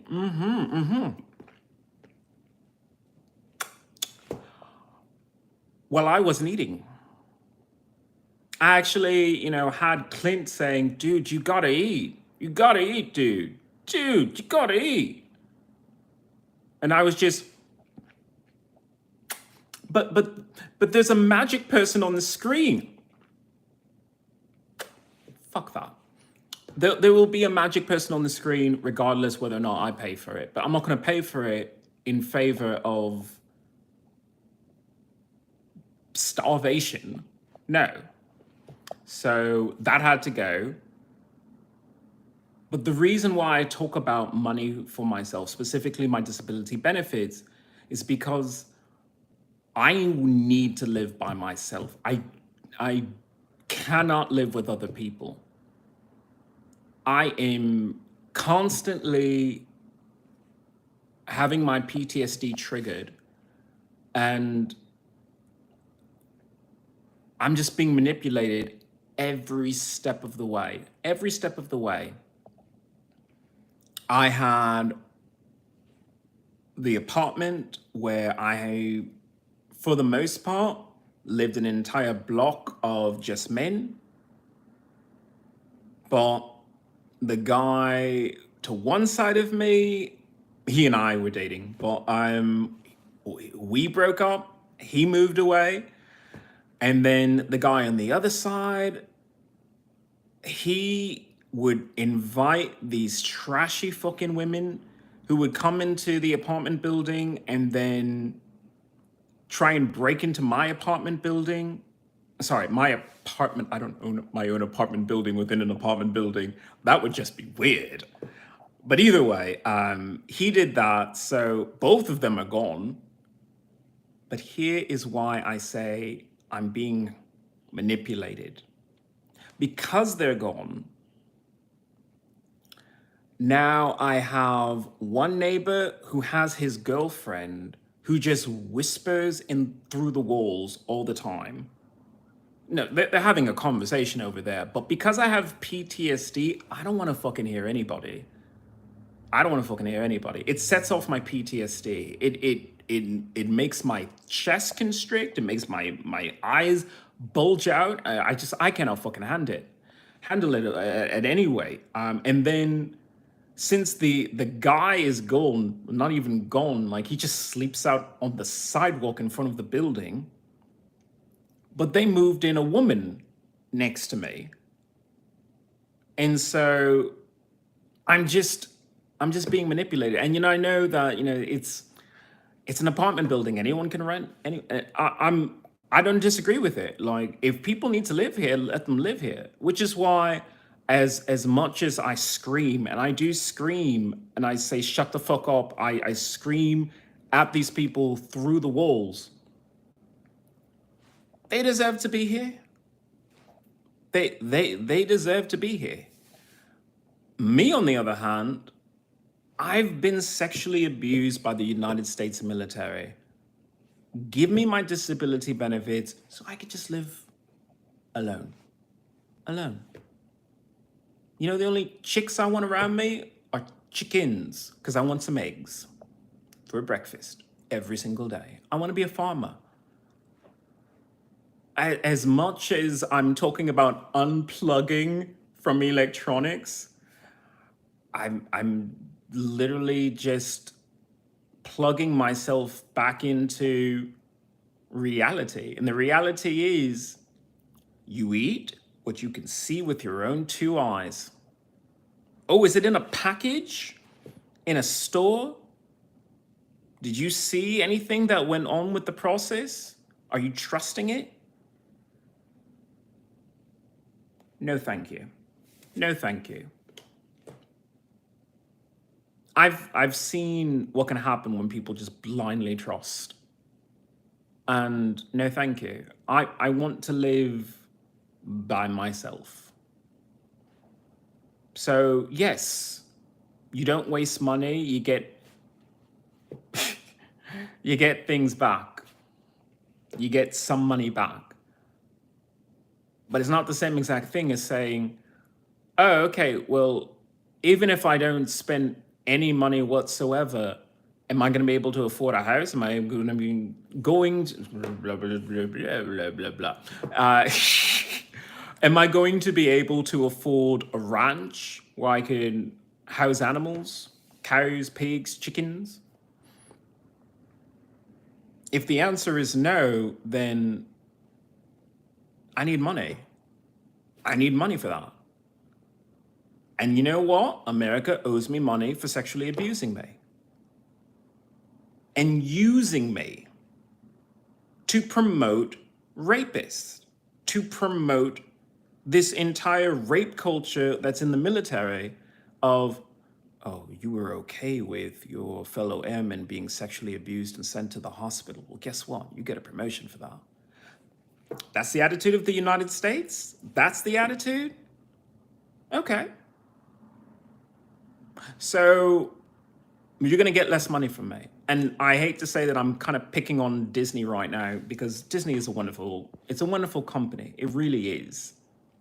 Because if anything, they inspire you to always be more than who you are, who you think is who you are. I mean, just look at Lemonade Mouth, one of my favorite movies, because it's literally a bunch of kids sitting in detention for whatever reason. And they just start playing around and they find instruments and then realize, I'm good at this. Okay, well, I'm going to do that. I'm a terrible musician, but people click on my songs. And that baffles me, because I don't know how you come across that. I remember one time that one of my songs went viral, and I tried to find out why, and it turned out that it was the autoplay after a horse shitting video.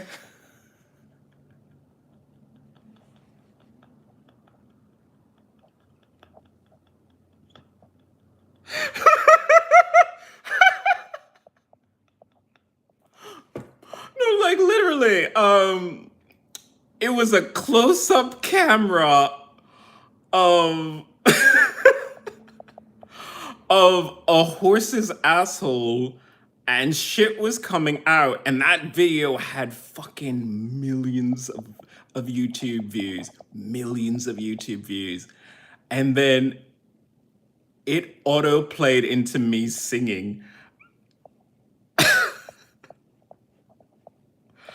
I don't give a shit, literally, because I got a lot of clicks for that. But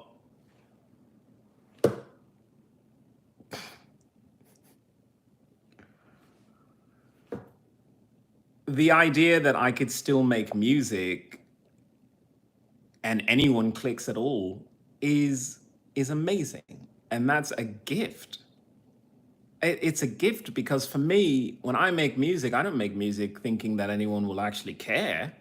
I make music because it's art therapy for me, because it's a little less expensive than punching people in the face. So when I have a movie like that, or Let It Shine, or even Sister Act or something like that, where it just shows you the power of music, I appreciate that. I'm just too poor to afford that, or to afford to live a life of just staring at a screen and say, yeah, there's a prince on that screen and there isn't a prince in real life. Well, maybe I should find a prince, or maybe I should be a prince, or maybe I should just be Prince in a movie. I don't know where I was going with that. What is going on in my chat? I am talking about she's a working mother. Are you numb? Are you numb?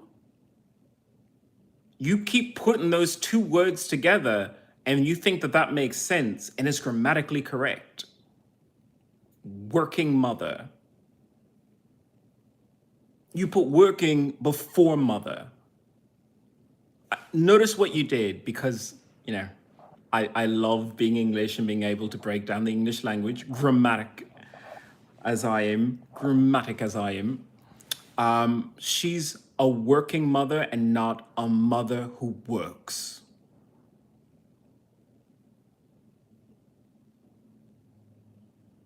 A mother who works. A mother who works sounds a little different because it has that connotation that you're a mother first and then your job comes second.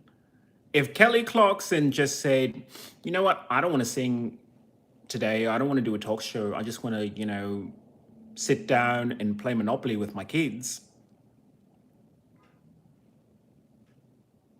you think anyone's gonna like really begrudge her for that? If she said, fuck it, today I'm just taking my kids to the skating rink, play a rerun, or have a guest host, you think anyone's gonna bother her for that? You're Kelly Clarkson. Negotiate your own contract. Maybe I'm attacking this situation because I'm a huge Kelly Clarkson fan and I don't want her to have to sacrifice anything. I don't think as a woman, or as a musician, or as even a person, that she should ever be put in a position where she has to choose one over the other. It should always be both. Like, you shouldn't divorce yourself from your career just because you had a kid, but then you shouldn't divorce yourself from your kid because you choose to have a career. They're not mutually exclusive. They should be every part of your life. And if you can't negotiate that in your contract, then you need to hire a better agent, Kelly Clarkson. Because you're going on a television show saying, 10 a.m. mornings spent with my children. Really? Really? That's the attitude that you have? That's the attitude that you want to give to people who are fans of you? That you don't care? That it was uncomfortable for you? That you had to even think for a second about someone other than yourself? Because if that's the way that you want to say it, I'm going to say to you, negotiate your contract better. Because if you have a better agent, your agent can say, no. If Kelly Clarkson wants to take a day off to sit down and stare at the wall, guess what? She has that in her contract that she could do that.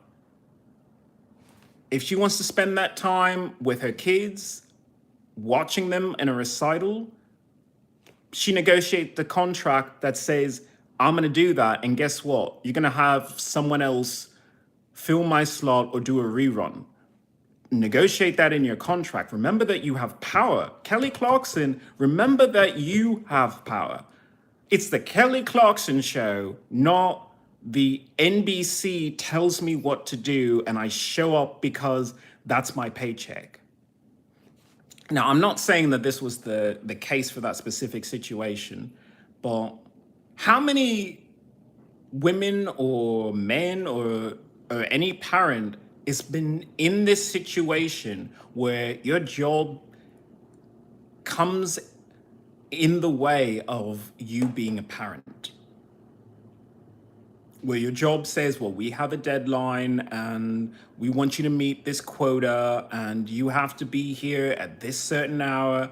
And then the school says, well, we need you to show up at this hour. We need to have a conversation with you. We want to tell you about how your kid is doing. And we want to make sure that you're aware of this and this and this and this so that you can do this, this, this, this when you're back at home. And you say, it'll sort itself out. It's only, my kid. No. No. Just like I'm saying to Kelly Clarkson, you need to find a better agent and negotiate that. You shouldn't go onto a show and say, it's unfair. You are a woman who runs a business. Run your business. And same thing to people who are working right now. You think that you work for a business, the business has to also work with you. When you put on your application, your name, your address, all of that, and they ask you some personal questions every once in a while and say, hey, what else you got going on in your life? And you just blurt out, oh, I'm a mother of like 3 kids. Or, I'm a father, I've got, single custody of my kid. And you don't say, and I'm going to need some extra time. Be vocal about it, then you are doing yourself a disservice. You are handicapping yourself by not communicating your personal needs to your place of employment. Same thing with Kelly Clarkson. If you did not communicate fully to them that you are a parent or whatever the situation was, that you couldn't be there, then you aren't advocating for yourself.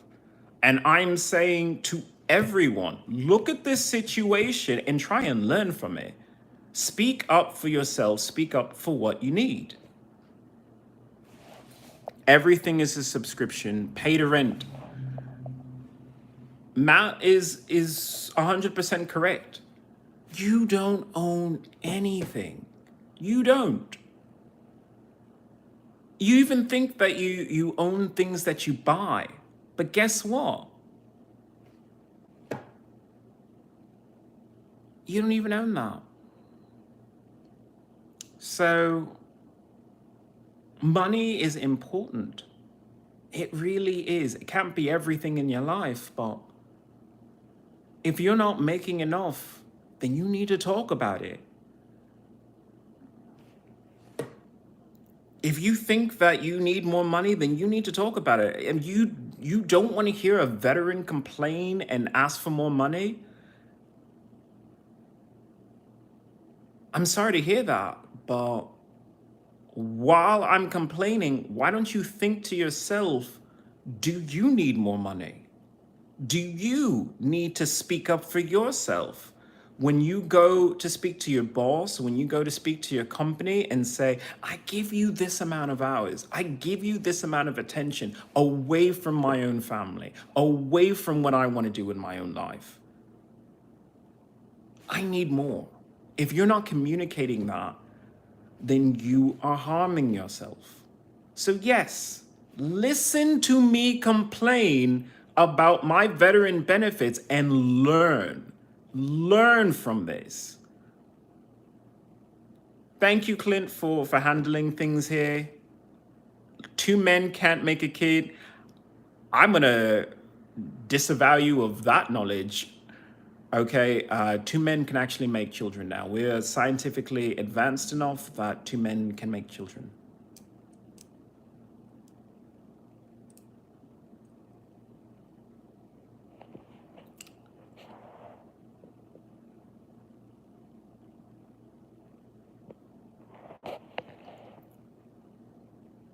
Hey, you think you own a car that you're renting?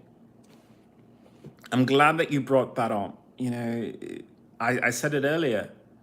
Miss one car payment, and guess what? They will track you down and they will take that car. And you can say, well, I was going to pay you next month. It doesn't matter. You miss a payment, they take the car. And they have every right to. But you have every right to also say, if I need to get to some place, there should always be a way. Always. Or I should live in a place where I can walk. Sometimes, you know, these situations are a wake-up call.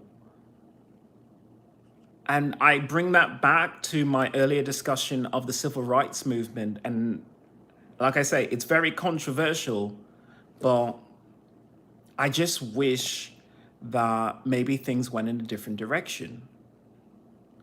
Instead of, once again, this is my opinion.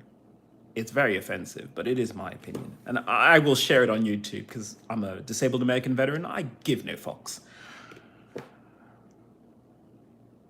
The answer to the segregation should have been if white people do not let you sit in the front of the bus by your own bus company, or you carpool. Ride with your own people. Ride with people who see the value that you bring to society.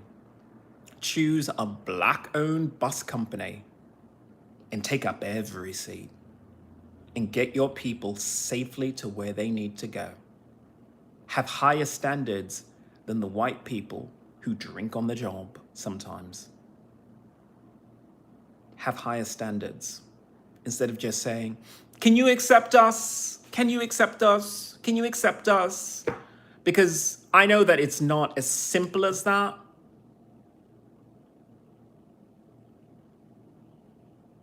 But it should have been. Because if it was that simple back then, we would have been a lot further than we are right now. And I know that looking at someone like Jay-Z, multi-billionaire, Beyonce, multi-billionaire, and we say, well, finally, we all made it. We all made it. Look at the success. Is that success? Is it success that in order to have that kind of money, you're literally going to have to watch what you eat, watch what you say, watch what you wear, have people bother you all the time, run up to you, demanding autographs, demanding you hug them, talk to them at all times, even if you're tired. You have tours that you're exhausted. You're exhausted all the time. It's exhilarating to be on the stage. I'm sure it is. But then you have to do morning press and you're exhausted and you can't say no. You see, that's the issue with being a celebrity that they don't explain to young people, which is why I say I love Glee. I love Glee because it tells you the power of music to solve any and every issue. But celebrity is something very, very different. Celebrity is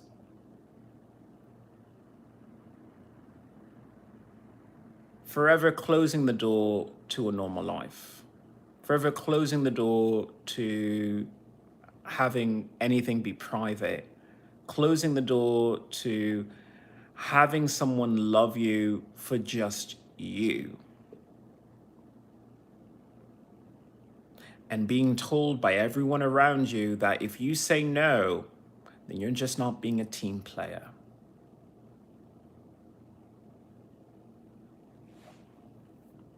If you knew that, would you still want to be a celebrity? Would you still want to, have designers call you up and tell you wear this, even though you look foolish, but it looks good because it's your name that's in the headlines?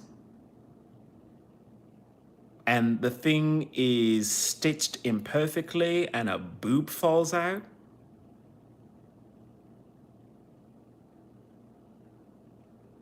Are you sure you still want to be a celebrity when you have to read FCC violations about your boob came out and oh, my kid was watching and they saw that nipples can be on women too. I'm scarred for life.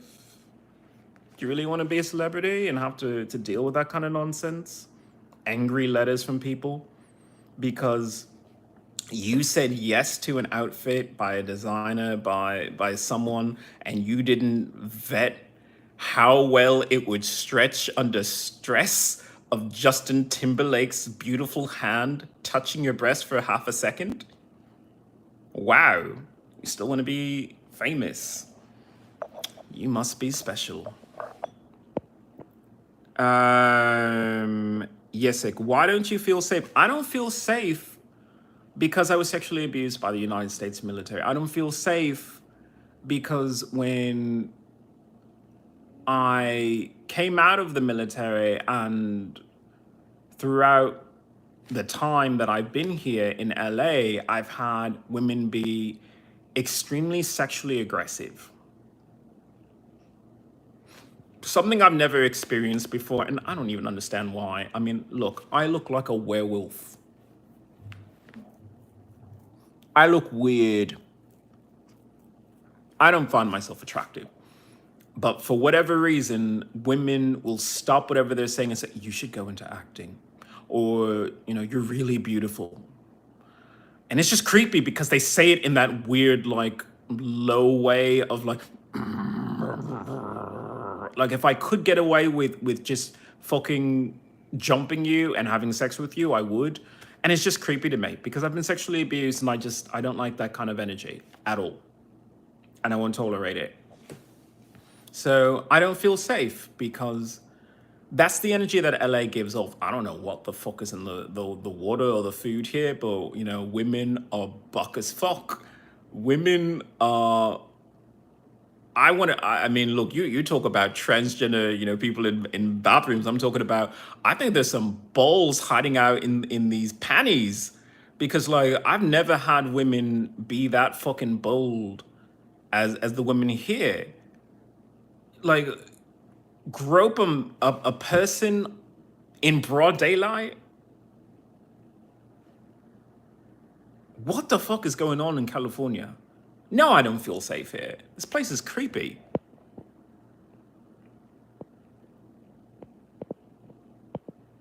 Don't throw stones. People just voiced your opinion. You light-skinned. Well, light-skinned is white-skinned. So, like I said, my ancestors were white on both sides. What exactly is this chat about? Fuck all. I don't know. I probably should narrow it down to a specific topic, but I think the specific topic is the state of America.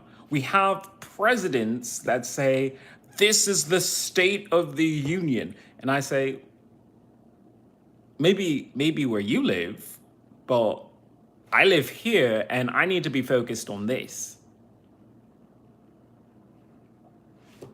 I need California to be better, so I can't focus on the rest of the country.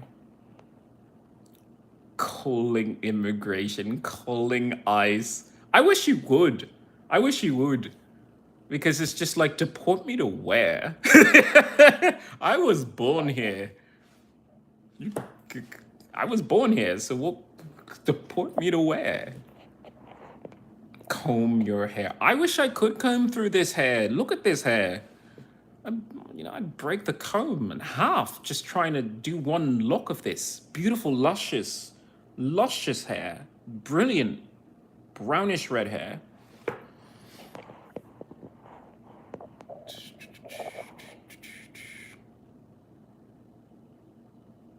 I am a veteran, and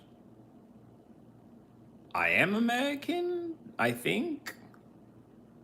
I mean, legally, I am an American. I just don't think like one. Not all of them. I can't say I don't think like an American, because there are people in America who think the way that I do.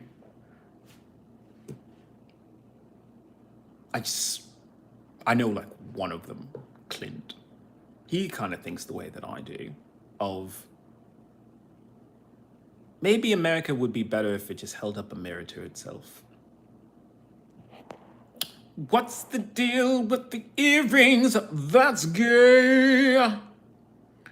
I am so sorry I did that to your ears. I'm so sorry. Either way, okay, so the story behind the earrings. I'm Azteca, so my family come from South and Central America, and I haven't traveled there, obviously. But my neighborhood was very kind to throw a party for those that are descended from the Azteca tribe. So I went to a party of my own people in my town, and it was a wonderful experience. We had a lovely powwow, and the incense was there. They were burning sage, and there was dancing, there was music, and there were people like me, people who wear native garb, wear indigenous clothing, craft indigenous jewelry. And I wanted mementos to celebrate the memory. So I have a pair of earrings that I purchased, and the woman who sold it to me, she knew of how important my indigenous background is. So she didn't say a word. But when I got to my apartment and I opened up the bag that she had placed my purchase in, I found not one, but 2 pairs of earrings.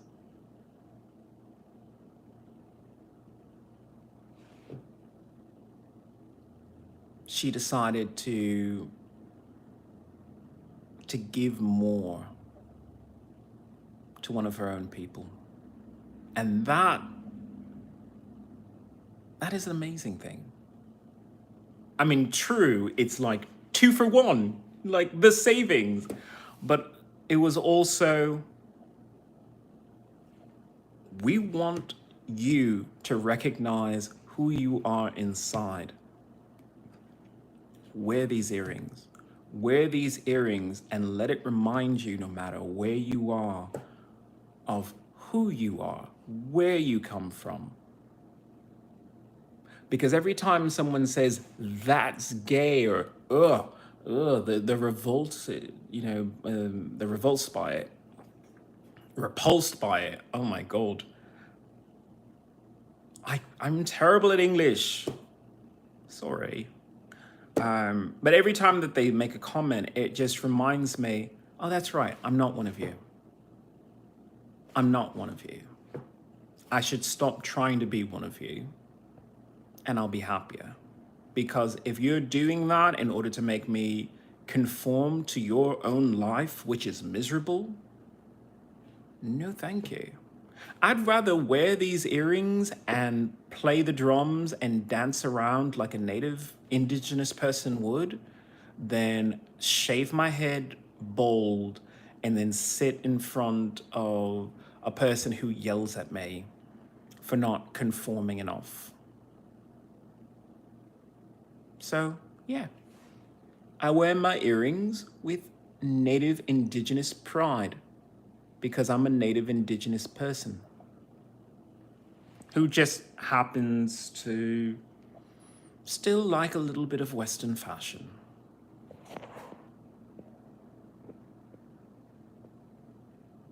Hudson Outdoors, there are many things that I can take. I'm not gonna take that. Take a little time out. That's just rude. Worst YouTube channel ever? Thank you. Oh my God. That's a huge compliment. I take that as a compliment. All right. I'm a veteran and we get a lot, like a lot. Some have PTSD, but are very independent, so they never seek help until after they snap and commit a crime. But it's the liberals behaving trashy that hurts vets. Jam, thank you so much for saying that. Because that's exactly what's going on here. I'm being manipulated by California to flip out. California is doing everything to see me snap and murder a person. They've tried throwing women to grope me. They've tried throwing women to break into my apartment. And they have tried having people commit a hate crime against me and assault me to see whether or not I will kill a person over that.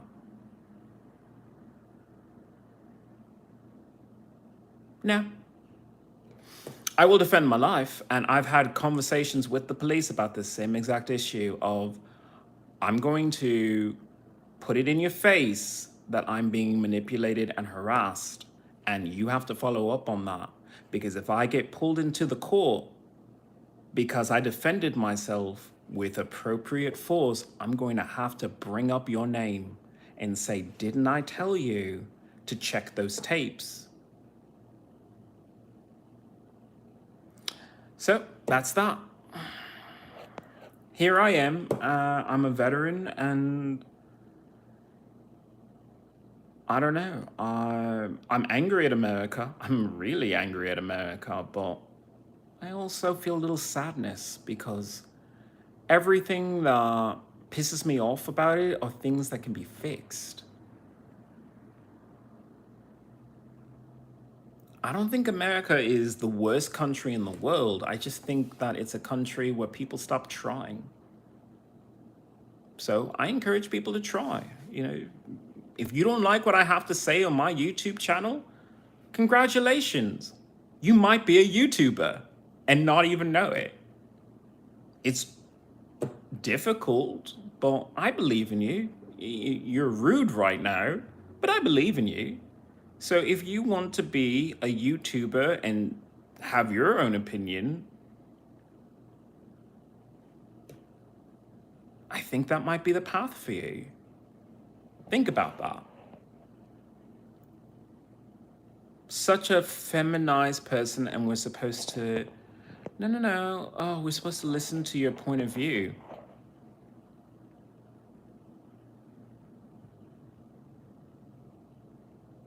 How do I respond to that? Men have always had a problem with a woman on top. Unless it's a bedroom. That's a little on the nose of how difficult it is to be a woman in politics.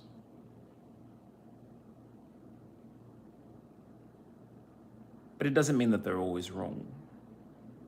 Sometimes they're right about several issues.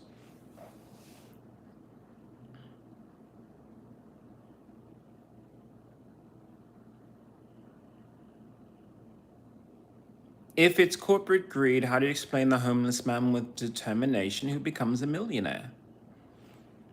Luck. Luck. Anything could happen. I could be a millionaire the next day. I don't know. But what I do know is, if we're not going to talk about money, then we need to have a conversation about the value of the country. We need to have a conversation about having a country that has values, that believes in something, that changes for the better. Because right now, I'm not getting the value of my country. If you want to pay me less physical money, physical paper money, then you need to give me an equivalent amount of America.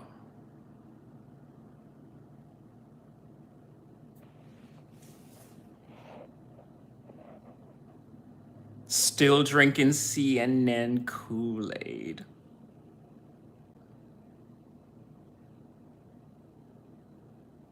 Socialist?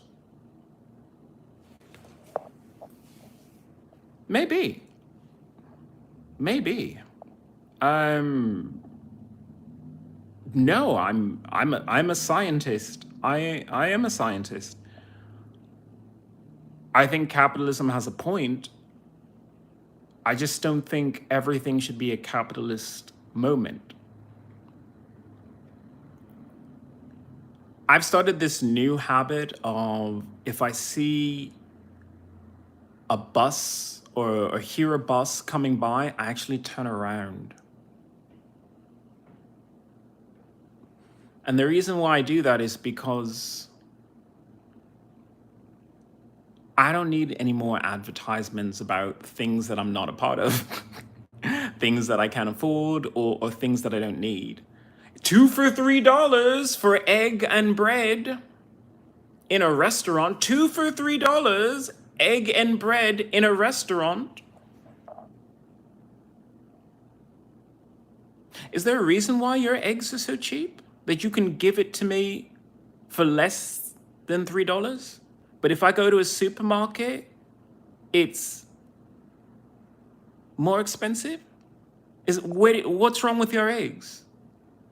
See, that's the conversation I would have. I wouldn't have that epiphany of, well, I've got to go to your store. No, I have the idea that there must be something inferior about your product if you're giving it to me that cheaply. And therefore, I have a lot of questions.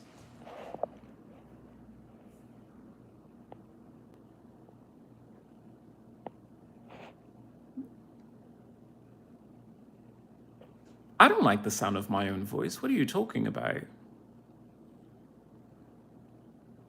I mean, I guess some people might find it soothing, alluring, sexy. I don't know.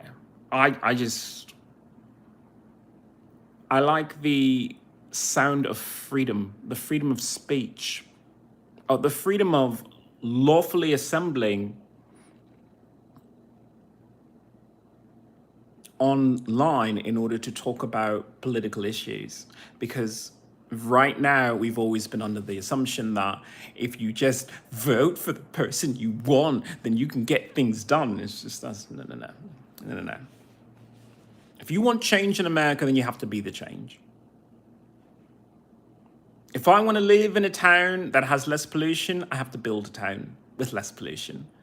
Because if I keep trying to tell people change.org/clear LA smog is a great petition that allows XIlyana to subcontract for the Department of Transportation to replace the building materials to make it safer and more healthy for you to go about your day, change.org/clear LA smog,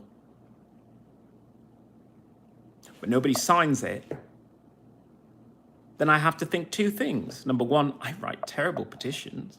And two, maybe I'm petitioning for something that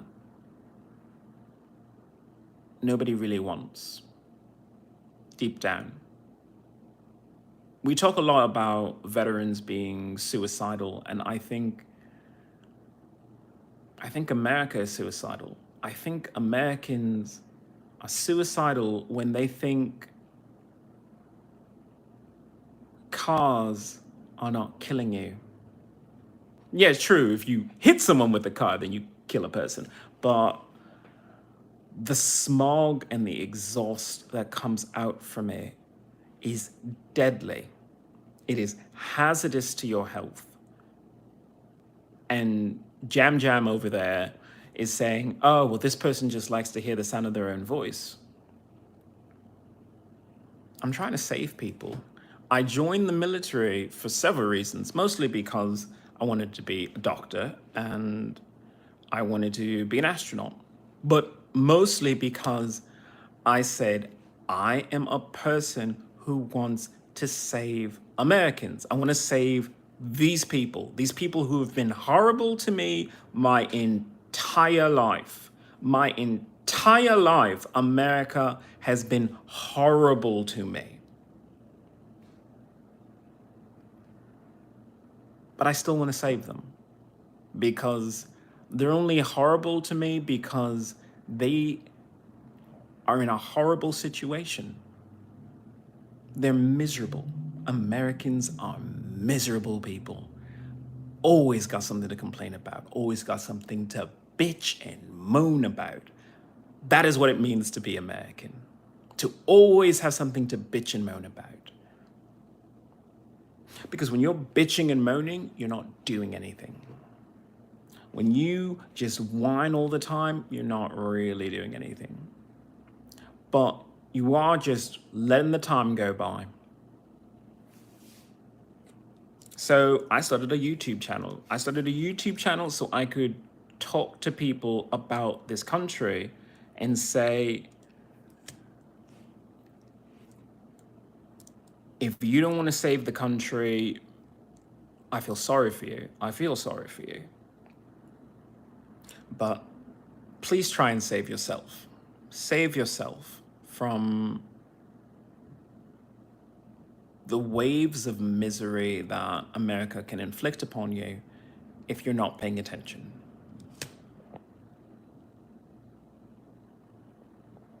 Outlaw, did I lose you forever? I'm sorry to hear that.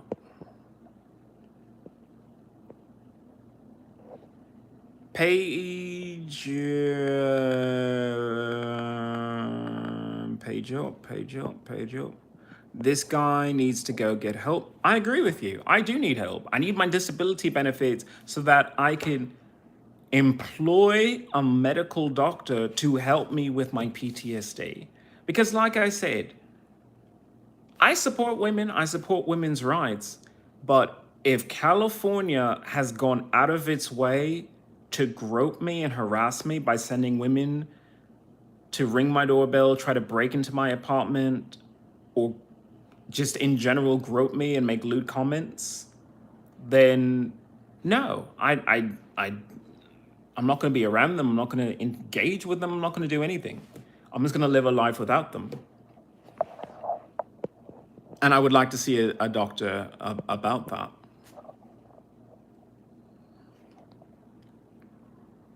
Thank you, Clint, for popping in. I know you have a show to do. And what's the solution? I'm not going to read your statement, but I will talk about that. And the solution for it has always been community first. People have always said, if I raise my family right, that's where it ends. I raise my own family. It's like, no. If you raise your family, then you need to talk to other parents. You need to instruct other parents. You need to go to PTA meetings. You need to, speak in town halls. You need to fucking open up your mouth. Because if you figured something out, everybody needs to know. And the problem with Black communities has always been, well, the same thing I'm rather upset about also, and I'm pretty sure America has been very upset about. You get your success and you leave. You get your money and you leave. You don't invest back into your own culture. You don't invest back into your own community. Now, I don't know every charity that Beyonce and Jay-Z, they're just easier to talk about than Rihanna or Chris Brown. But all celebrities have charities. They all have charities. But sometimes money isn't enough. Sometimes you need to teach your skill, teach your whatever, or offer jobs to your own community to lift them out of poverty and give them an education, or give their children an opportunity toward a better education. You know, it's always been, well, if I make a sports team, or if I make any breakthrough as a musician, as a rapper, as a singer, as a person of color, that's your success. And, you know, they'll look up to you. You'll have fans that worship you, fans that wear your t-shirt everywhere and know your name. But it's not the same exact thing as saying, you can do this too, and here's how you can do this, and I need you to do that, because maybe that's your way out. Maybe that's how you enable yourself to get an education, a true education. I mean, I am like using Beyonce's name left and right, but because she has wealth, because she has been a musician, a celebrity, and everything, she has gained intelligence. She has gained knowledge that she might not have gotten elsewhere. She might have been Dr. Beyonce Knowles, but now she's Beyonce Knowles, expert in Beyonce. And what I mean by that is she knows what works for her body, what works for her skin, what works for, you know, her digestive tract. Beyonce is an expert in what goes into Beyonce and what comes out of Beyonce. She's an expert. And that's something that you think, oh, well, you know, that takes a lot of money to be able to learn how to take care of yourself.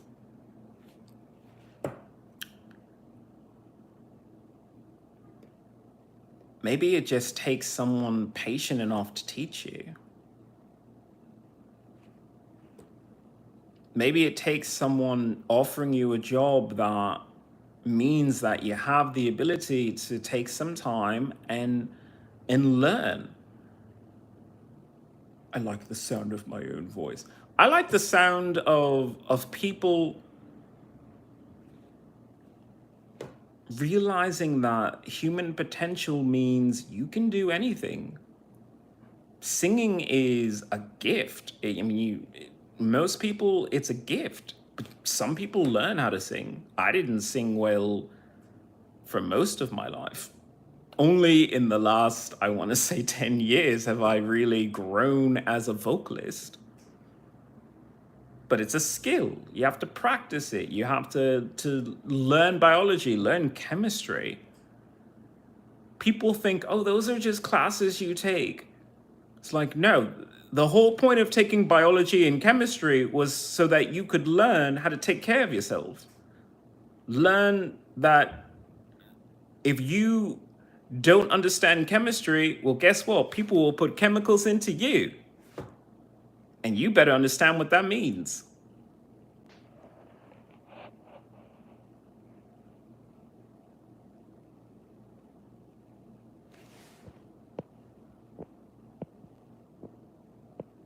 I knew you liked wiener.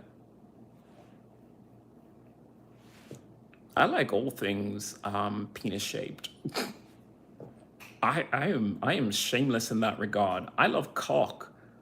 I'm not gonna hide the fact that I do. I'm a grown adult. LGBTQQQQ, whatever. You know, I have no problem admitting the fact that I enjoy sex with men. If that's your best, I'm gonna show him. I'm gonna show them. I misgender myself all the time. I'm a they, them, if you want to refer to me in the chat. But either way, if that's your way of being rude, I say thank you. Yes, yes, I do love cock. If you know someone who is bearded, tattooed, most likely Caucasian, please, if they're single, let me know. I haven't gotten laid in fucking forever.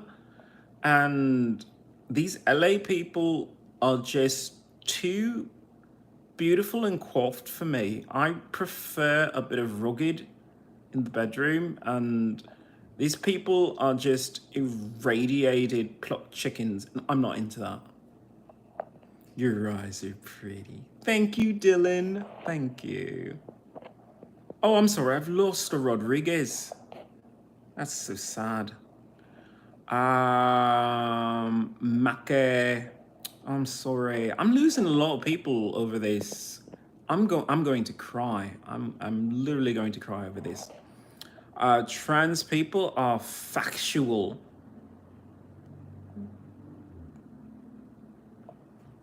There's a lot of honesty of just embracing your gender. Because when you're cisgender, you fight against yourself. When you're a woman, I can only... Look, I don't know what it really means to be a woman, but when you're a woman, going along with this statement before I lose my nerve, it's very difficult because you're expected to be pretty and demure and silent at all times. Let the men talk. Let the men handle it.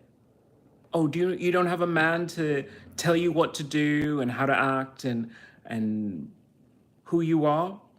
Well, you better find one. Either that or, you're just useless. So don't speak up. Don't challenge yourself or challenge other people when you're placed in charge. Stay silent. Women fight against that all the time. Men fight against being sensitive. I remember that despite the disgusting attitude of Lackland Air Force Base, my own 105th Air Wing, not every day was perfect, but I remember that because of my medical training, because of the fact that I was an empathetic person, when people were injured, they came to me. When people needed someone to talk to, and I didn't talk to really anyone, but when they did, they came to me. Why? Because even before I came out as transgender two-spirit, I was still a person who cared about my fellow servicemen.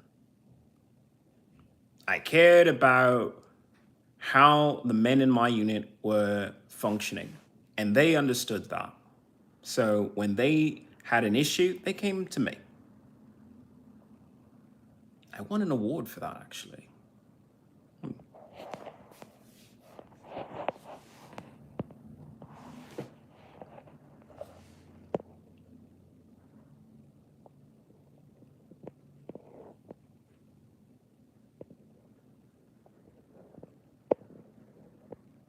Thank you, Clint, for handling the chat. I know that it's not exactly that issue. So why are you talking smack about America? If you don't like it and want to continue to criticize, leave. I would leave, except for the fact that, number one, it costs $1,000 to go to Europe where I want to go. And also, once I get to Europe, they're going to say, well, what the fuck are you doing here? Because in America, you can just do nothing. But in our country, if you're here, you have to do something. And they won't let me get a BAFTA for some fucking reason. So there's that.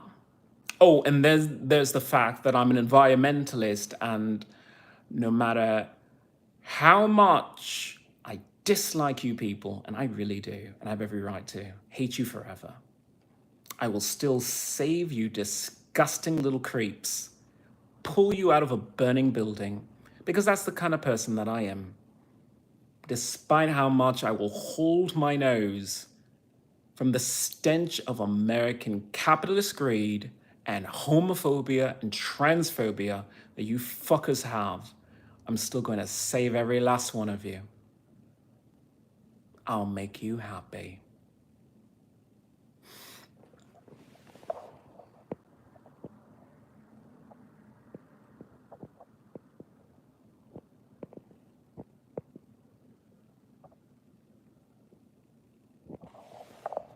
I wish you could deport me, but I mean, I live in America. I was born here. I know I don't sound it.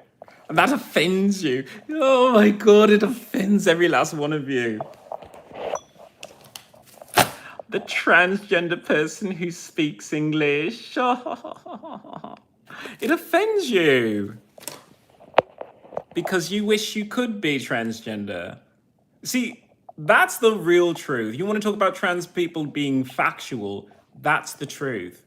You wish you had the balls to wear a dress. You wish you had the balls to just say, no, I'm too delicate. So therefore, I only go to the spa and drink mineral water. I sleep in and I wear designer clothes every chance that I get. I do silly things with my hair and I feel beautiful all the time, even when people tell me I look ugly. You wish you were trans. You wish you were transgender because then you would feel happy.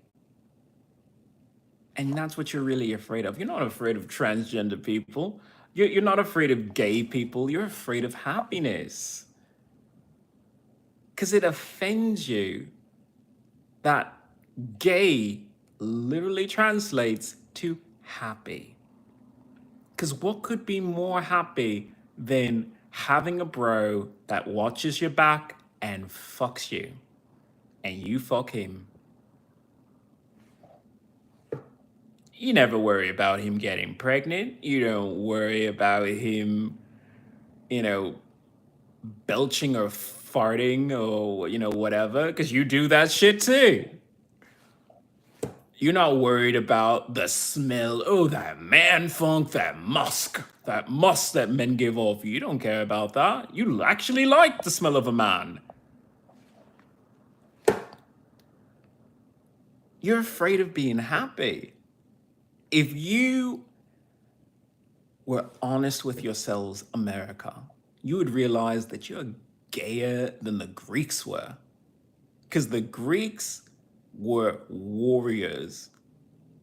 You, on the other hand, are American, wish they were gay people, cuddling and spooning as you watch real men play sports.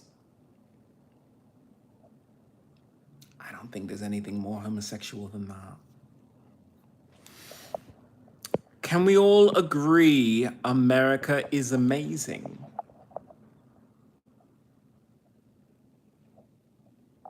I don't know how to respond to that. I want to say yes, because technically, even though I am being oppressed,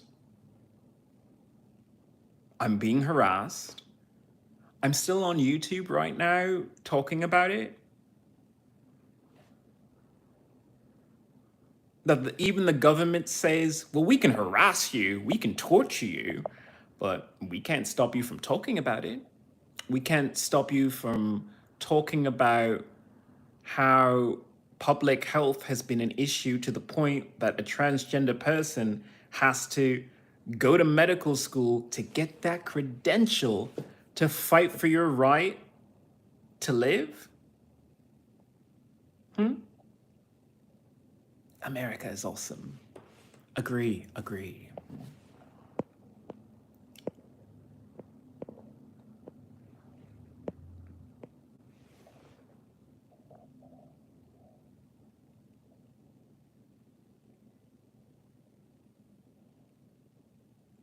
Clint, you should never feel like you have to explain what two-spirit or transgender means to someone who doesn't want to listen. If they don't get it, they don't have to. I have to live this way, you know. I sometimes wish that things were simple. I wish that I was a cisgender person because it would make clothing that much more simple. But no, I proudly say transgender to spirit. I live my life. I'm being honest with you because I say if you're going to come into my chat, I will be with you for a while. So let's just be honest with each other. I live my life more as a female than I do a man.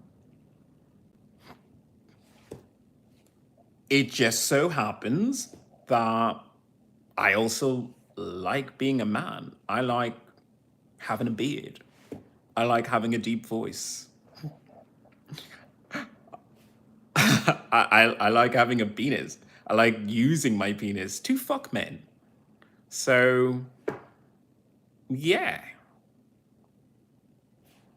Like, I don't need to put on a bra in order to be more transgender or more of a woman. I can just do as my ancestors, my white ancestors, and Clint would understand this. Odin, god of gods, was seeking wisdom. In his path of discovery,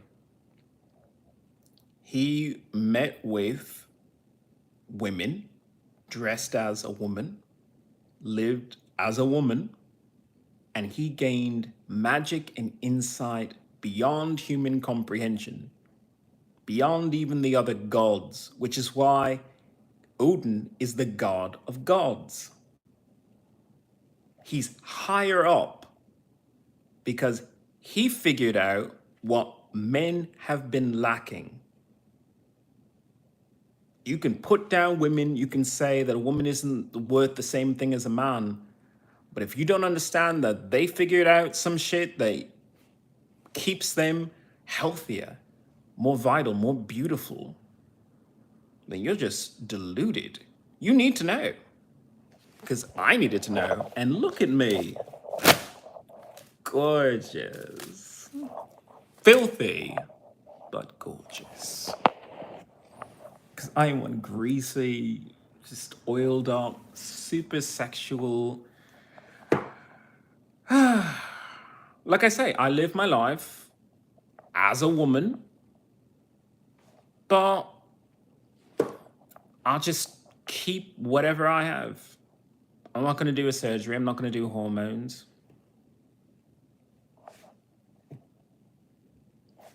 It is what it is.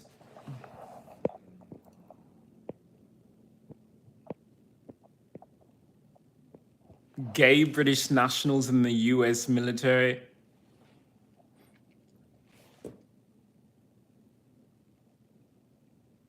You think that's unbelievable, but you accept Peggy Carter was a part of the United States military in Captain America?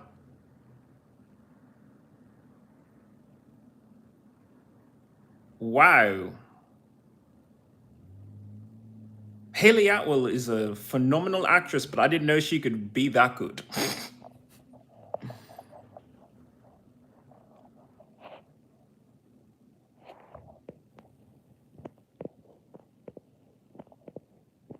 Said hi. Hi there, Tina.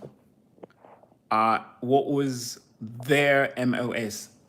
I was in integrated avionics, communications, navigation, computer systems. I'm an engineer.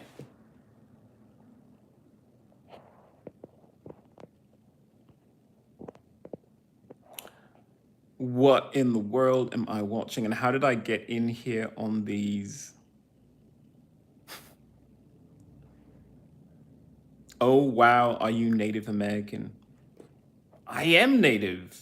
I am Native American. We prefer Indigenous or First Nations instead of. I have to phase out saying Native American because it's a very triggering word. It's a word that just devalues what it means to be an Indigenous person, because it means that you're forever linked to this oppressive country that killed your people and stole your land. Like, do we understand what that means? That every state, every city that we have in America right now is built over the blood and bones of Indigenous people who were living there quite happily in harmony with the land.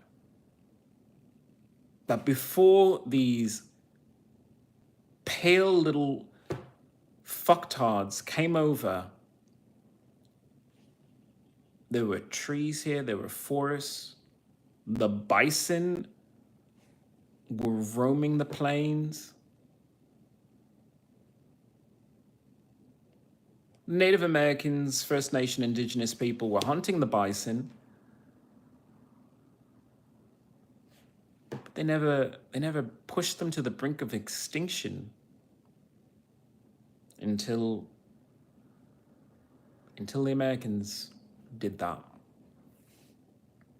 Talk about your own country. I am talking about my own country. I'm talking about what was before the United States, when it was still my country, well, the country of my ancestors.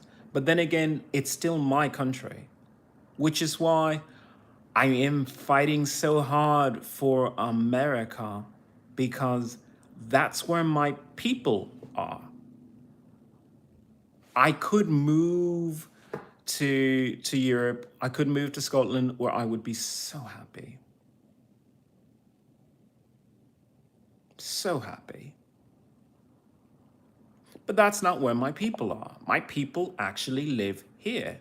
And as much as it makes me uncomfortable to live in this neighborhood, these are my people.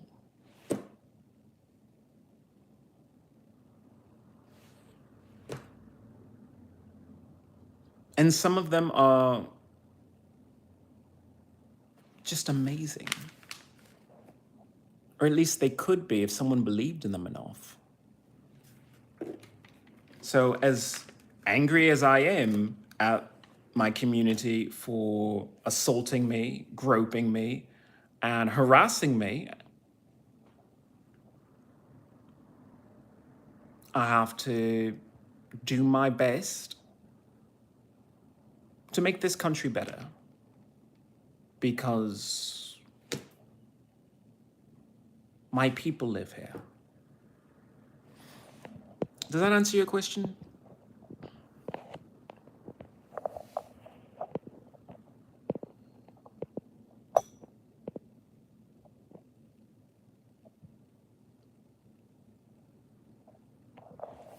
All right.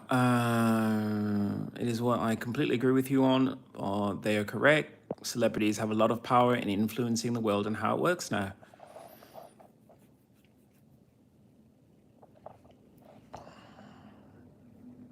I wish it wasn't so. I wish that no matter what you did, you could avoid saying Taylor Swift or John Mayer, or, just any celebrity's name, and just live your life. But that's not the world we live in. We live a life where it's hardwired into our brain, no matter how alpha you think you are, you worship someone else. You worship someone who will probably never know you,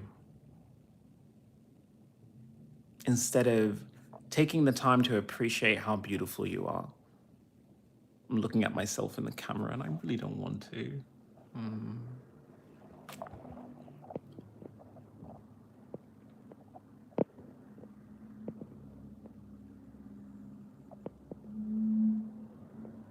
You guys are so cool for fighting for our country. Thank you for saying that, but it's not enough. It's not enough to say thank you for your service. It's not enough to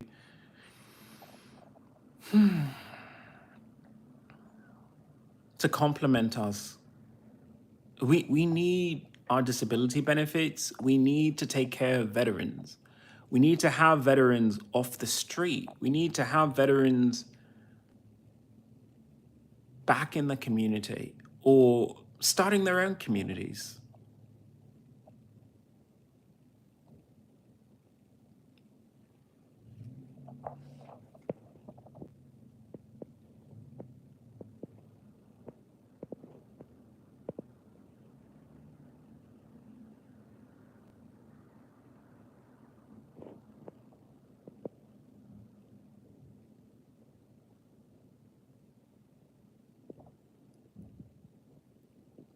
Joe, I want to agree with your statement, but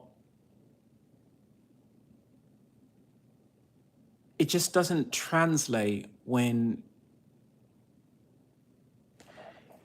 if you want to live a healthy life, America, the whole entire country, makes it very difficult for you. If you want to eat healthy, then you're going to have to go organic, you're going to have to go non-GMO, you're going to have to, make sure that the food was raised ethically, you're going to have to do a lot, and that's expensive. You think it's easy to just stay healthy in America, and it isn't. America, the way that it's designed currently, is just designed to make you sick.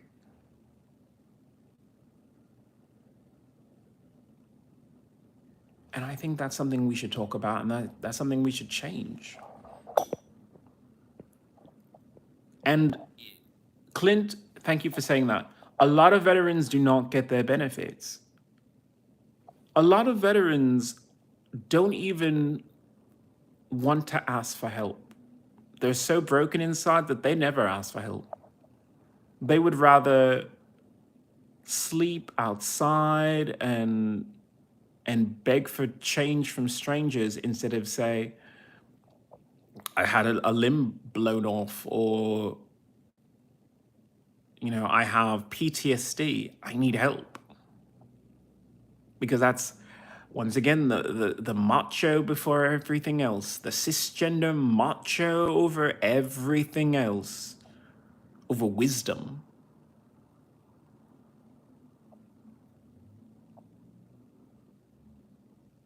I say we should go further. In the description, there's a petition there to sign to have a tax go directly to veterans, instead of having the VA, which employs veterans, to tell other veterans, no, you don't have any disability benefits. To tell veterans, no, just go back to the homeless shelter. Or there are no homeless shelters that are available at this time, go back to the street. Because that's what they did to me. Because I don't have my disability benefits, I don't have the ability to buy my own house, or buy a ranch, or build a house, or maybe even pay for a plane ticket out of LA because I hate it here so much.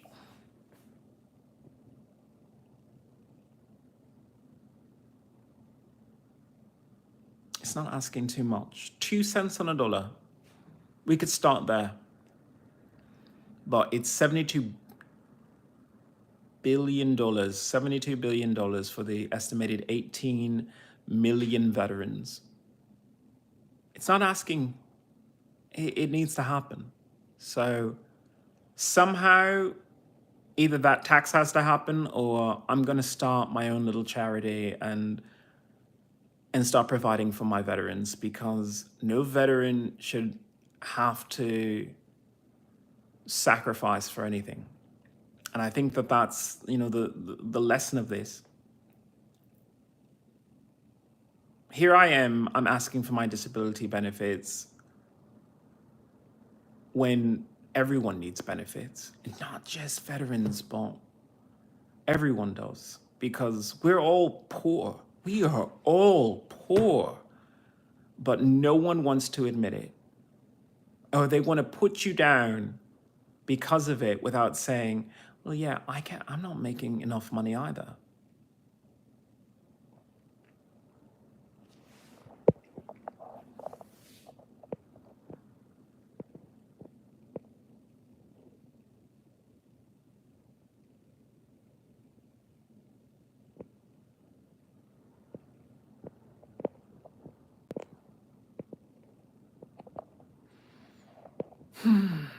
I'm so glad that people being kind to Clint. As I say, he's dealt with quite a lot in his life. He really has. Make sure you treat Clint with respect in my channel. But either way, I've been on talking to people for quite some time. I want to thank everyone for coming into the channel. I appreciate everyone who's made a comment, whether it was nice or not. At the very least,